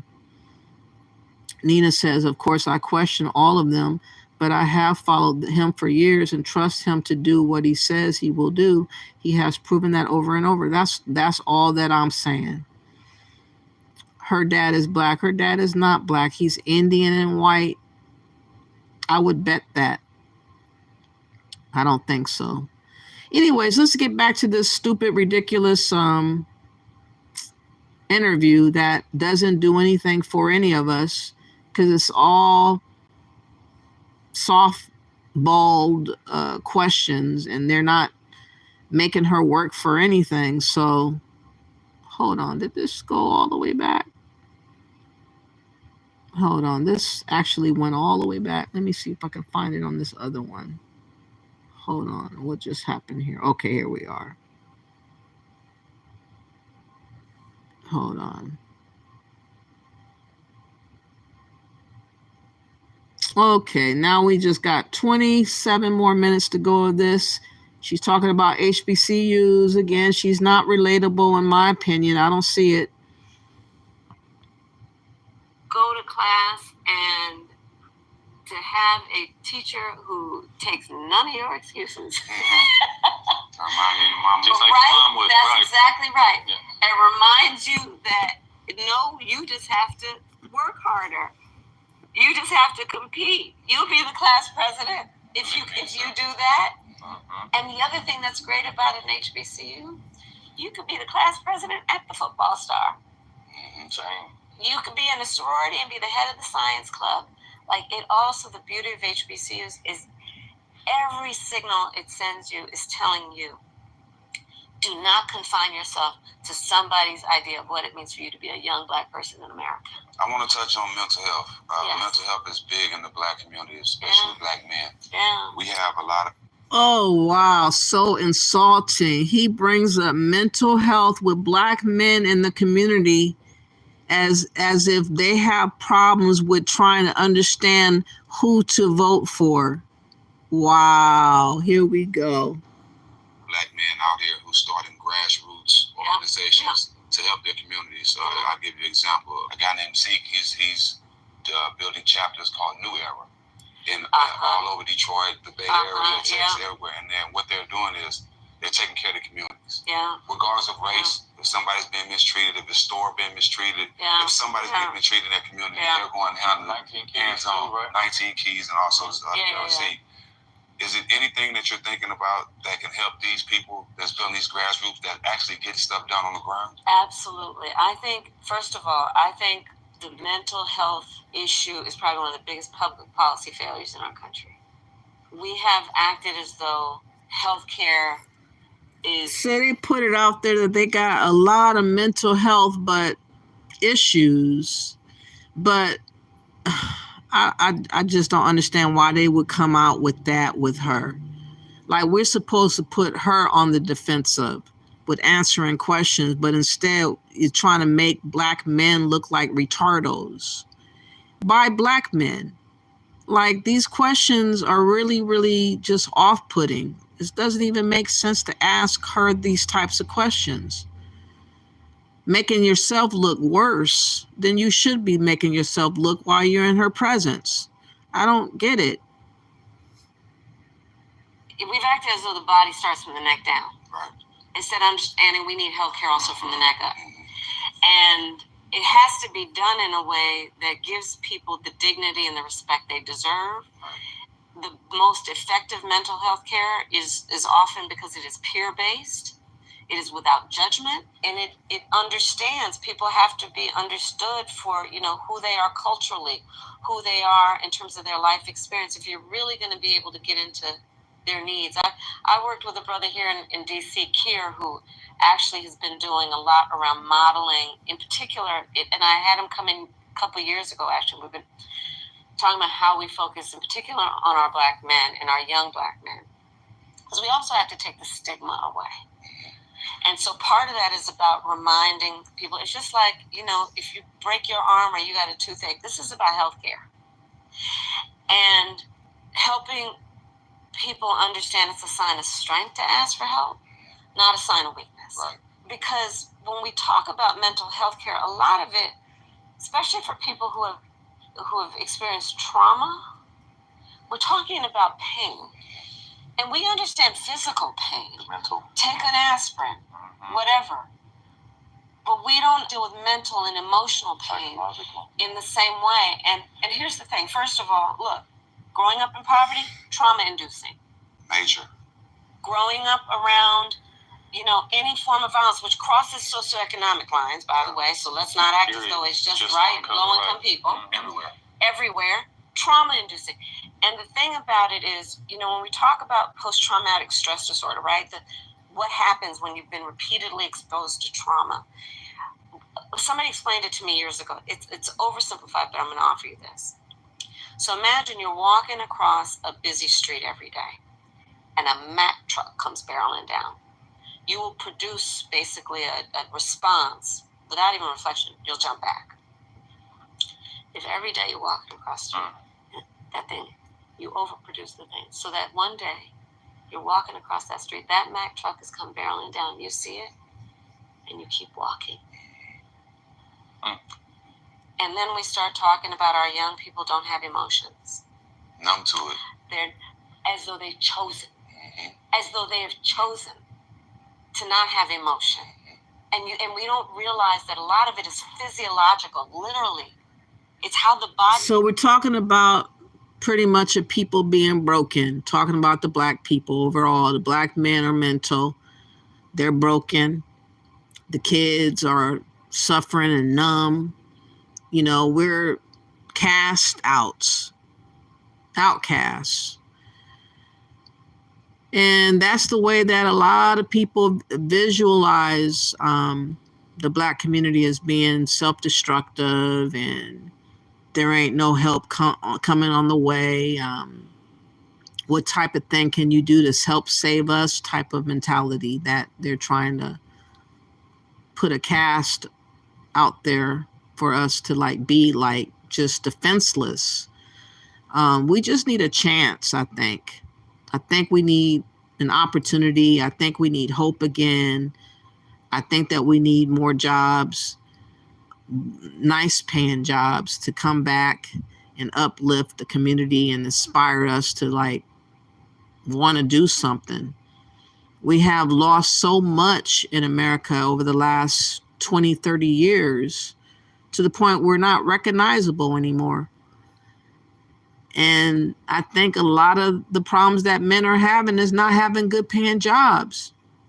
A lot of people couldn't afford to go to college. A lot of people could not maintain a good grade point GPA to be satisfactory in school or college or anything like that. But if you could get out of school and get a nice job paying you, nice money to where you don't have to feel the brunt of not going to college, I think that is something that we could really hope for in Trump.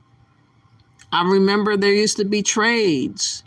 I'm sure that there still are trade schools out there, but they're not really advertising anymore. And nobody really talks about those types of things, about what men or young boys do when they get out of school to become men.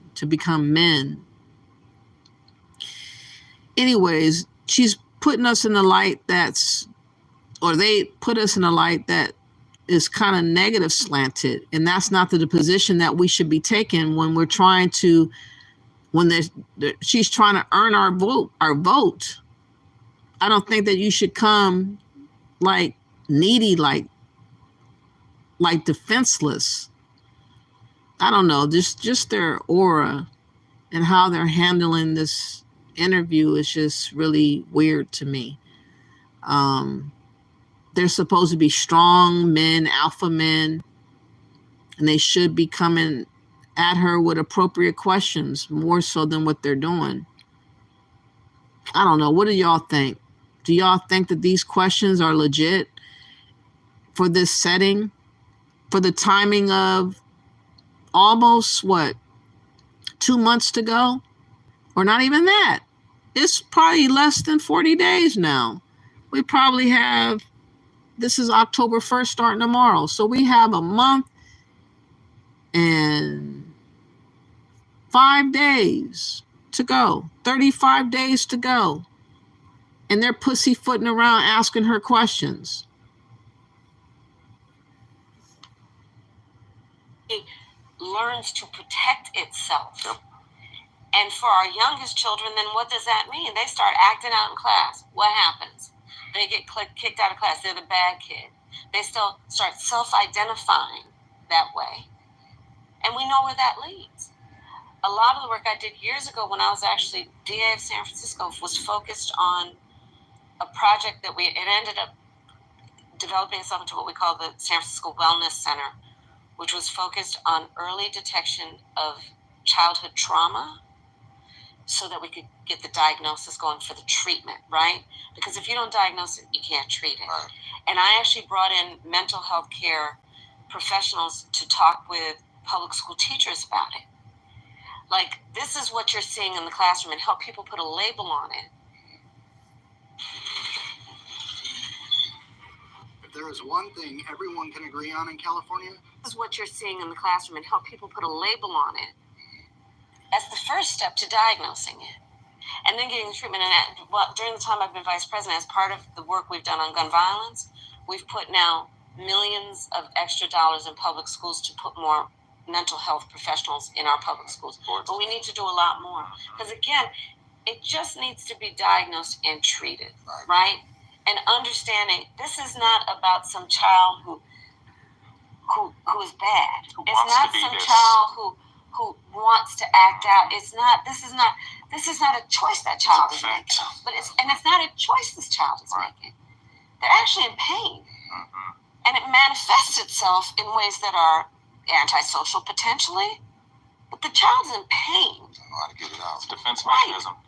Yeah. I have a question along the mental health line. We spoke to Kobe and I did his last interview, and I asked him, over his long career, was there any negativity or hatred or disrespect toward you that he heard and hurt? And he said, I heard it all. Yeah. He said that it all hurt.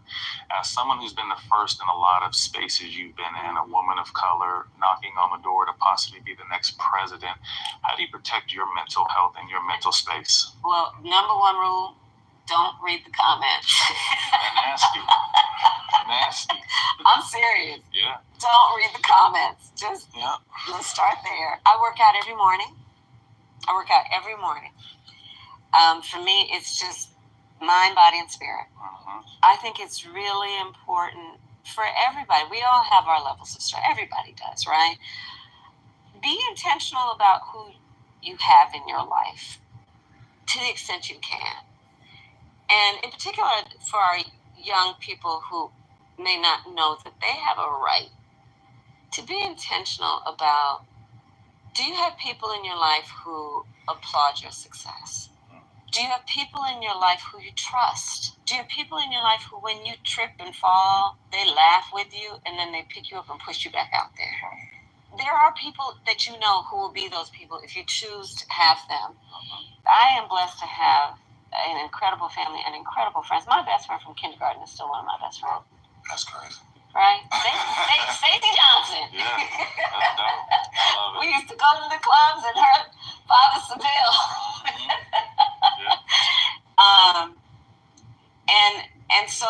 that's part of it, right? Because you do need the support to deal with it. And especially, I mean, people who are active on social media, it's hard out there. It's tough. And you have to find things. Like, I love to cook. I love to cook. And it's a way for me to, I think it's just, for me, it's a great gift I can give the people I love. But it's also, it's like I start out, I know what I'm going to make, and then I'm done, and I can give it to people. And it just gives me something to do that is a productive use of time, and I think people, choose hobbies, think about what it is that you like to do that takes your mind off of the stresses, that is also productive, right? Economy, small business, Black business. We actually just started our business in January, so we've grown from a show to a whole entire company. What is your economic plan moving forward for people who are living paycheck to paycheck and struggling for groceries and rent and homeowners? So, look, I grew up, my sister and I were raised by our mother. We lived for a long time in an apartment on top of a child care center. That child care center was actually owned by a woman who lived 2 doors down from us, Mrs. Shelton, who was, by all of our accounts and feelings, our second mother. She helped raise us. And so she was a small business owner. So I'll start with the small business, and congratulations on what you guys have done. I, from a child, knew who our small business owners are, right? I mean, you're business leaders, but you're also civic leaders. You take seriously your voice and how you can mentor, how you can grow, right? Communities and the sense of communities. I love our small businesses. And so a lot of my work in terms of building and growing the economy has focused on small businesses. And my vision overall is we need to build an opportunity economy in which we increase opportunity for all, including small business owners. So a lot of my work, even in the Senate, was about increasing access to capital through our small businesses, and in particular through... If only she was telling the truth, though. This opportunity economy, I don't believe it's going to reach everybody. It's going to bypass the people struggling. It's only going to help the well-to-do and the higher ups and the illegals. That's it. She's going to blaze past most of us. I don't think that's going to apply to most of us here in America. I really can't foresee her doing what she's claiming right here. Community banks. So I've been responsible for billions of dollars more now going into our community banks, because they're in the community, and then they know who's in the community and where the talent is and who's doing good in the community, what the community wants. And so part of my plan as president is to give small businesses, startups, a tax deduction of $50,000 to start up. Because right now the tax deduction is $5,000. Can't do nothing with that. That's exactly right. And see, the thing we know is that most of our small business, our entrepreneurs who want to start a small business, got a great idea, have an incredible work ethic, but, they weren't handed a bunch of money on a silver tray. And they just need to get their foot in the door. So there is that. There is what I need to do and what we need to do around making houses. We've heard all these statements before. That's what she's been saying through the whole entire, she's not changing her answer for nobody. It's the same old, same old. It's not going to change. We're not going to really know what she's really all about until she makes it to the Oval Office, and that's a dangerous place to meet her at. I'm just saying, y'all, this woman, I don't believe we should be trusting it under no circumstance. It's just too many unknowns, too many question marks still. She's still doing the same routine, and they're letting her. They're very friendly. They definitely in her back pocket, that's for sure. How many more of these interviews are we going to see? All the smoke had no smoke for the Vice President Kamala Harris. And this is called all the smoke. Where is the smoke at? We ain't seen nothing that resembles smoke at all in this whole entire interview. It's shameful. And rent more affordable. Part of the problem there is we have a housing supply shortage. My plan includes giving tax incentives for home builders to build 3 million more homes by the end of my first term, to increase supply to bring down cost, and to increase home ownership a $25,000 down payment assistance to first-time home buyers. Because again, people just need to get their foot in the door. They'll grind after that. Right? That's exactly right. They'll grind after That's that. exactly right. And we know home ownership, especially for the community, that's the fastest, most effective, and most sure ways to build intergenerational wealth. It's then when your child says, I want to go to an HBCU or some other college, and you say, well, honey, you don't have to take out a student loan. I'm going to take some equity out of the house. Or your child says, I want to start up a small business, and you can say, let me take some equity and help you. Right? First, what is that business? Let me make sure it's not no plan. Well, but you know what I'm saying. No, I get what you're saying. You have something to pull from. Productive, right? You have something where it's about intergenerational wealth. Because see, here's how I feel about the economy and the economy I want to grow. We have, for over the last 4 years, reduced Black unemployment to the lowest it has been in decades. Okay, that is lie. However, I believe, need to measure our success not just only about everybody's working, but can you build wealth? Can you start saving? Can you start saving? Can you buy a home? Can you start saving to take your family on vacation from time to time? Can you save enough so that Christmas time for you and your children is not stressful, but something enjoyable, right? And so it's about, yes, we got to make sure that we have high employment, but also that we create opportunities for people to build wealth. Get ahead. Part of my plan is also to expand the child tax credit. $6,000 in the first year of your child's life. Man, I could have used that one. Because you know what that means. First year, that's such a critical stage of a child's development. And it's expensive. A family's got to buy a car seat, a crib, the clothes, the things that... The necessities. Because I start from the perspective that the vast majority of parents want to raise their children well. They love their children, but don't necessarily have the resources they need. And if we understand that the children of a community are the children of the community, we'll understand that an investment in something like the first year of a child's life benefits all of us. But these are things about building what I call an opportunity economy, which is about helping people not just to get by, but to get ahead. Because most people, look, maybe you've gathered this already. Here's where I come from. Most people have ambition. They have aspirations, they have dreams, and they are willing to work hard. And if we give people the opportunity to actually meet those goals, they jump for it every time. But not everybody starts out from the same place in terms of having the opportunity to just get in there. And so my plans, whether it be $25,000. Just no pushback, no smoke, they just came with the friendly shit, man. When's she going to get a tough, hard interview, though? We probably never going to see nothing ever challenge this person. And that's not cool. Trump gets challenged everywhere he goes.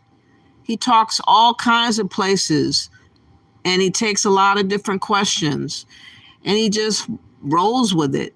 She can't do that. She has to have a friendly spot to lay her head and chill and say her rhetoric that she's been saying on the stump and the rallies and all these other types of things. Nothing new.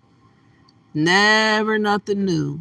That's why this person is very scripted and very well planned, like a cookie cutter. Nothing new ever comes from her.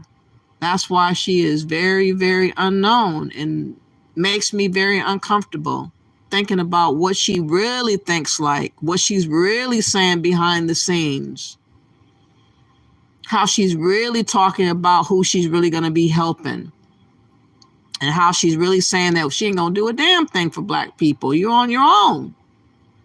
You're on your own. If you think that she's really going to be there for you, you are silly. It's very unfortunate. Let me see how many more minutes of this I got to take, because I really have a hard time listening through this. It's another 12 minutes. Wow. Hold on, let me take a break from her just for a little bit. I cannot go through with her all the way. Hold on, let me see what you guys are saying in the chat room. Let me go back up. She gets you're to buy a house to go home, go bankrupt. Empress says. She gets you to buy a home and go and bankrupt. Maybe. She's definitely a liar. All over Epstein logs. Who you talking about, C. Davis? I think that's a lie. I think she's just lying through the whole thing. Ain't nobody challenging her. Take out equity, Callie says. Callie is sold out for Jesus. Homes for sale will increase prices instantly, Andrew says. We can't do that now, Kamala, Empress says. I heard that.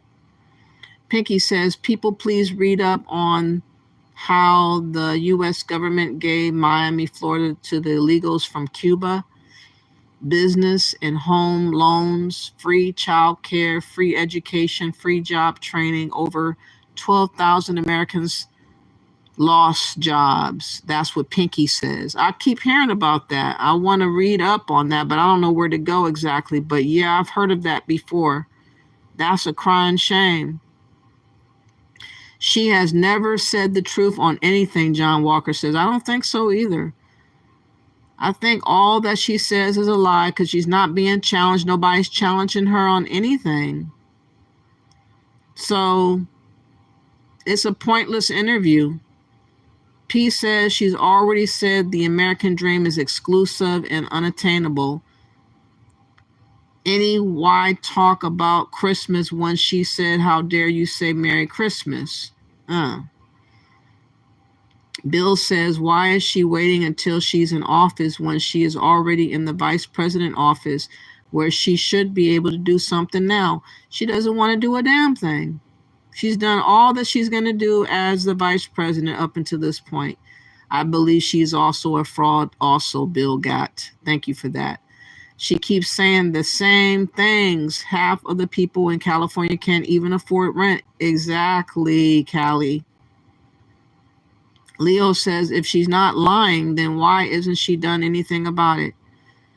CRXR says, we already have a $25K credit for new homes. If she has another $25K, it raises the prices by $50,000 and puts people in debt they can't sustain. Wow. Trump life 2024, Adam says. Trump 2024, everybody's saying, that's right, Leo. That's right, E. Ralicon TV.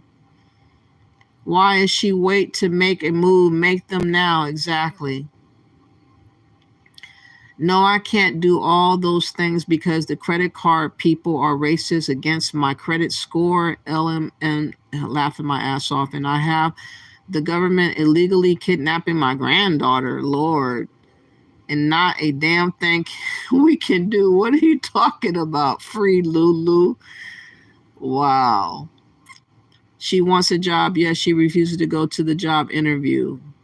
She doesn't want to be interviewed. She only wants to have a nice, comfortable conversation about what she wants to do and how she's going to do. And nobody presses her about anything.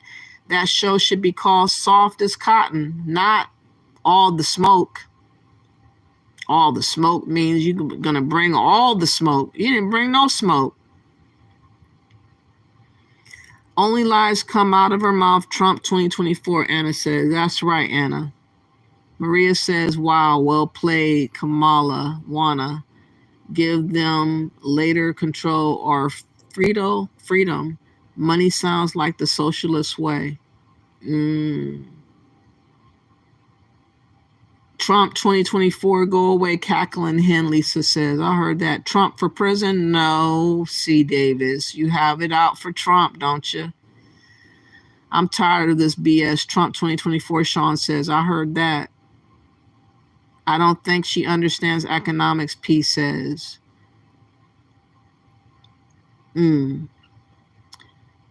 Jeremy says, if we want something done for our country, Trump is the one, the only one. Exactly.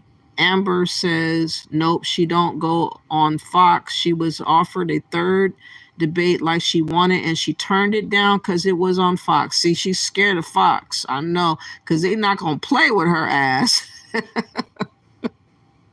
They're not going to play with her at all. Ray says she needs to go away. She promises to raise taxes and the price of everything we need to survive. Exactly. People are so convinced about her. It's so scary. It is. I don't see nothing about her authentic. I'm just like, really? It's all an act. Coco says, look, her jewelry, makeup, nails, clothing, shoes. She has said the same sentence in all the interviews. Even Oprah was embarrassed the way Kamala. I know that's right. She did say the same exact thing. She really is not what America needs. She's not, Maria. I hope other people get the memo. Please like the video. All you got to do is hit the 3 dots at the right hand corner, and then you can hit the like button. Thank you in advance. A time for us, government, to put America first. Exactly. When have we put America first? Not in a long time. 3.5 years is a long time not to be American first. We don't need the village network of kids. Worst nightmare, no matter the race, raising or teaching our children. Truth Matter says. We don't need the village network of kids. What? Worst nightmare, no matter the race, raising or teaching our children. Okay. Yes, it's hard to listen to pure deception. Exactly. Hide your pets. Mozart says, I never got to pick my interviewer for employment. Why does she? Exactly. She gets to go and get the ones that's going to be in total agreement with her, that's not going to give her no problems. And she gets to rock out and say whatever she wants to say. Is she wearing the earbuds? I don't think so this time. She didn't have to. She told them what to ask her in advance, I bet. Half my friends in California are bamboozled by her, really.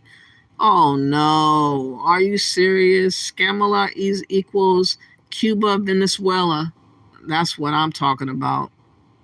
Very hard to listen, just like Biden. I heard that. You're just not accustomed to her intelligent person after supporting Trump. No, that wouldn't be it, Andre. Looks like she's wearing those earrings things again. You think so? You better not get off of script. Might just come up missing. Charles, you were wrong for that.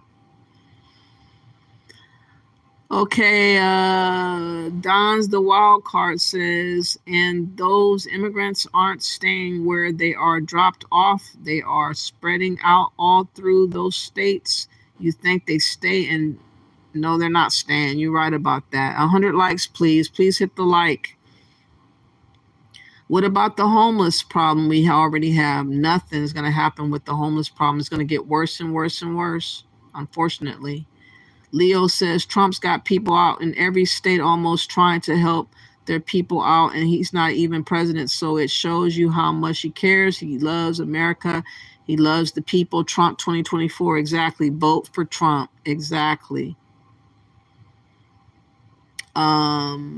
Is trying to send them any place they want to go, claiming they have no more money. Matt Bowie says, Leo, I agree. Trump is always on the front lines, always. Don cities around Denver are suing them because the illegals are committing crimes in their city, Pinky Wells says. You think she used the earring headphones? Mediterranean diet. I don't know. Maybe she did. Okay, I think I have the strength to finish the rest of this interview. It's almost over. We just got 12 more minutes to get through. And let's see if she's going to say anything that's different than what we already heard before. Staying on script is what she's doing. All the smoke. This is all the smoke show. And they have not brought no smoke on this platform thus far. It's embarrassing, actually. $5,000 down payment assistance, whether it be a $6,000 child tax credit, or helping people in terms of what they need to do to be able to start a small business with a bigger tax deduction.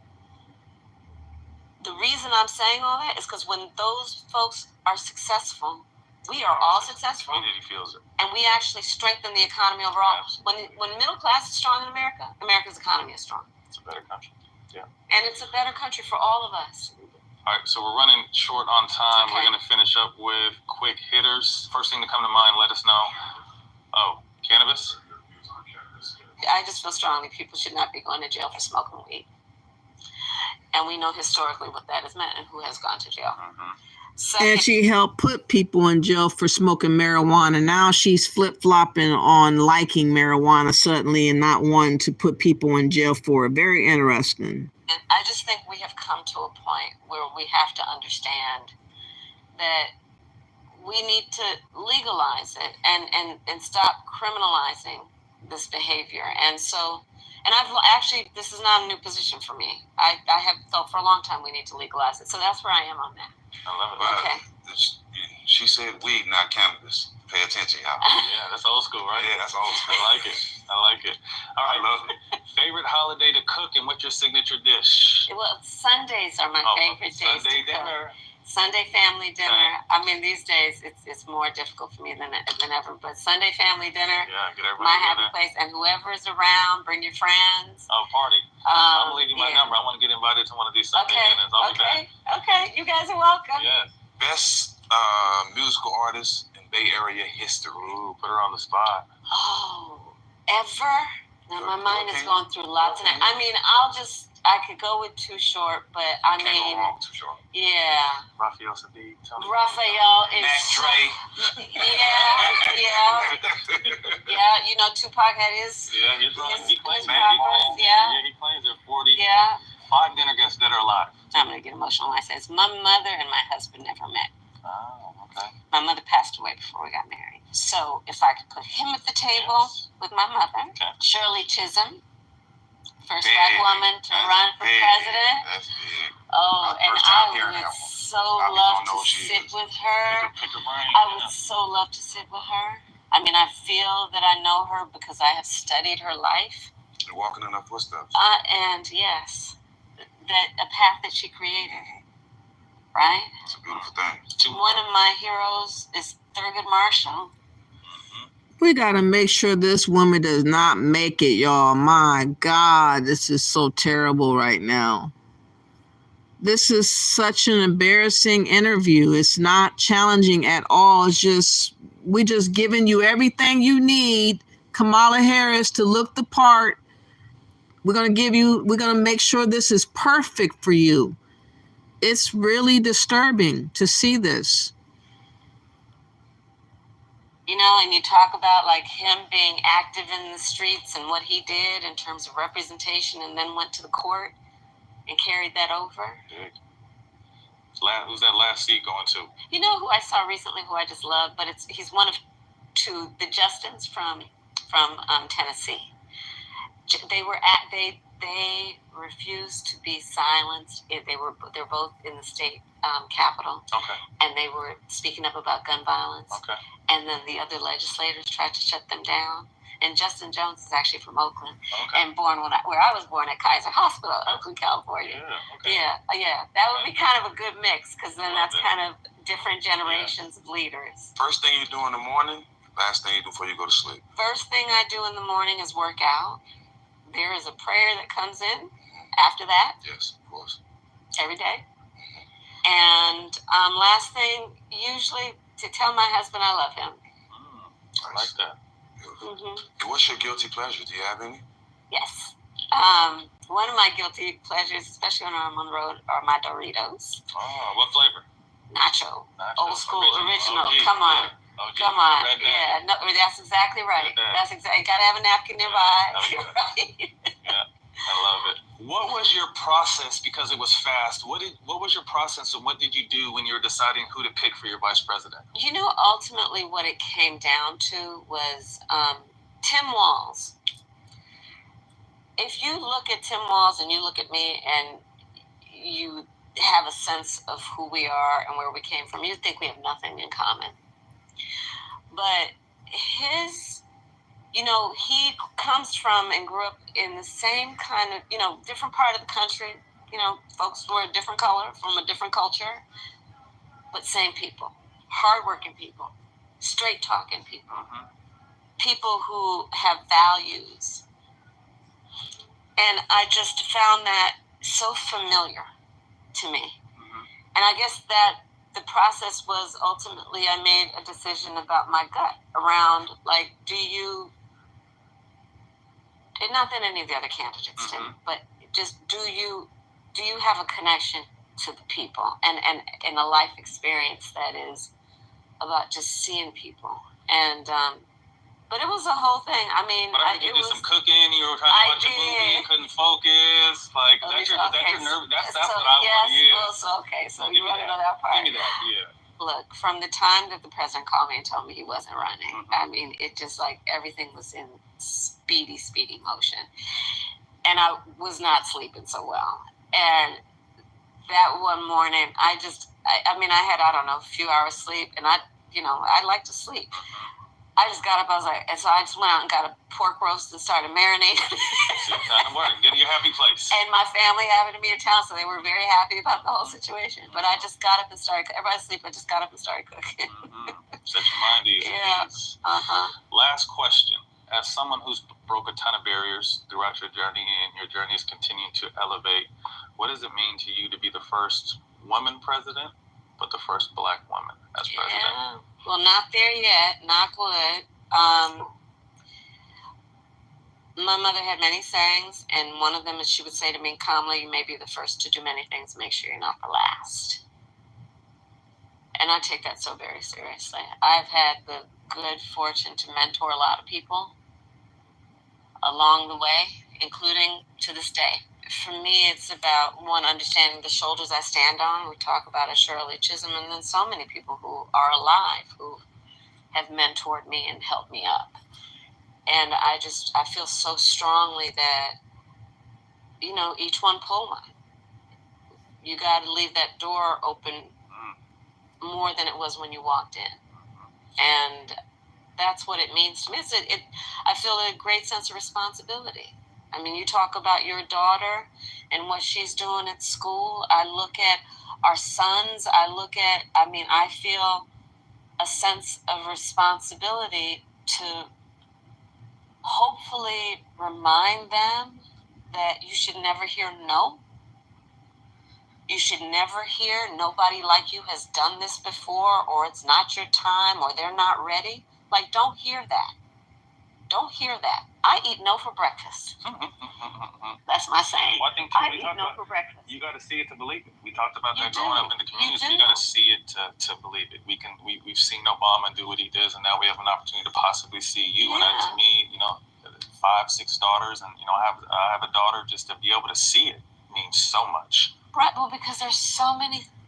Sadly, but there's so much good in the world. So let's start with that. And there's so many positive messages. And there are some that are not positive. And that would suggest to our kids, to our young people, that they're alone, that they don't have champions, that they don't belong, that they're not entitled to, that they don't have rights, including the right to be a leader. Right.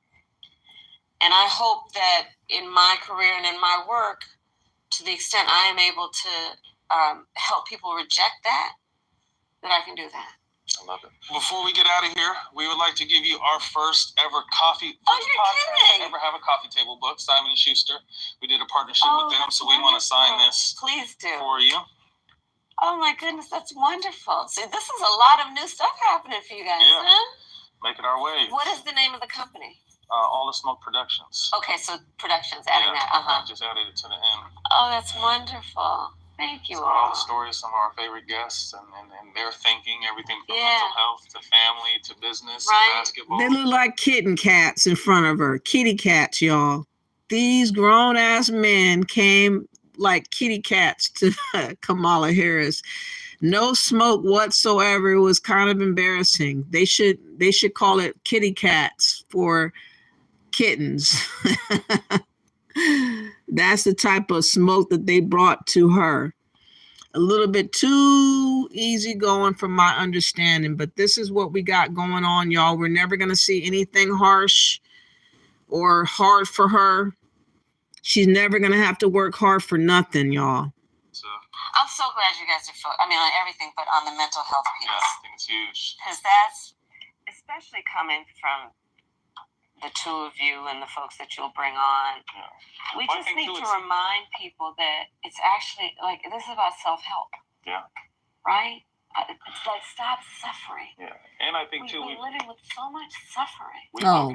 came from as low as you can be and made it out. So to inspire and to let people know it is okay to ask for help is important. But here's the other thing, if I can just add to that.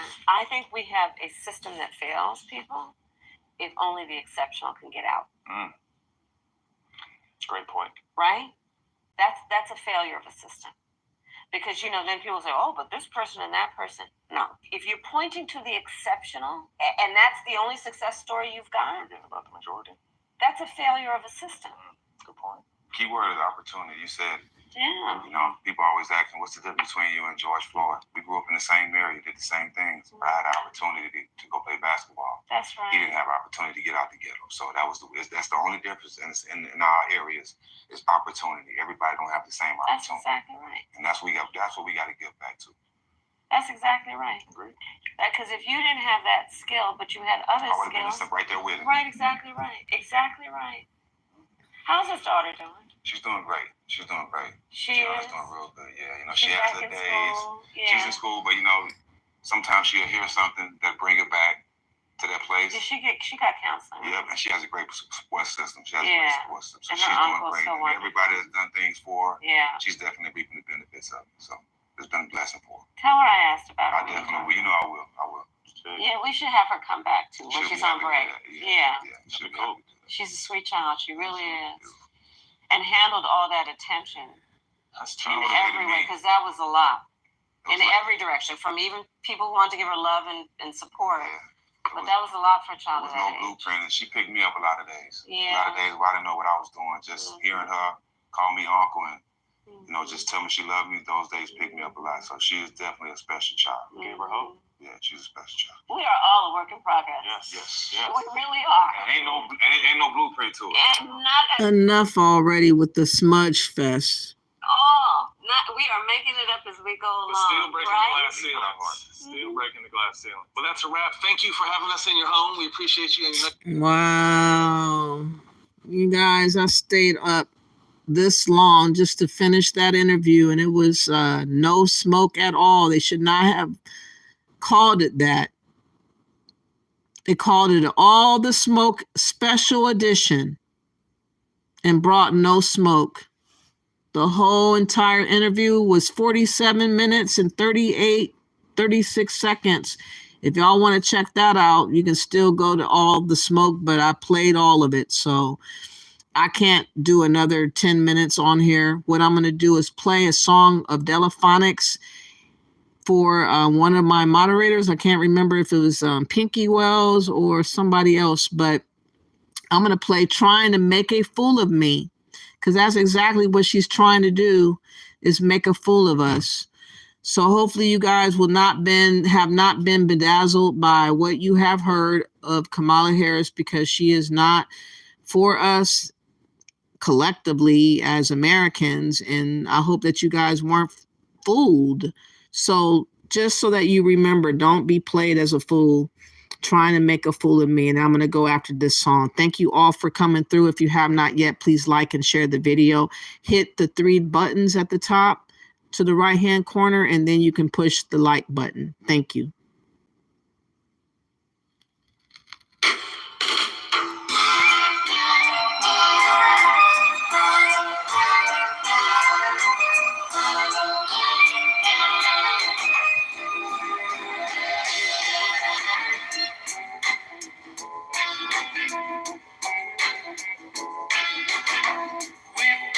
Together, oh so long. Listen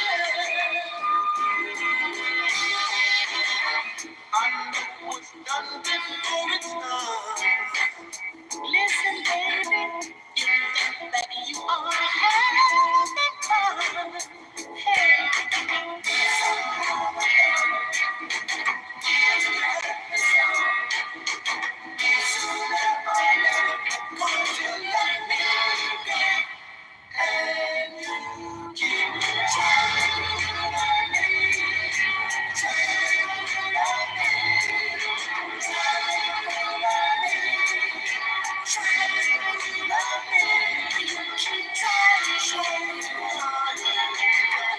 to show you.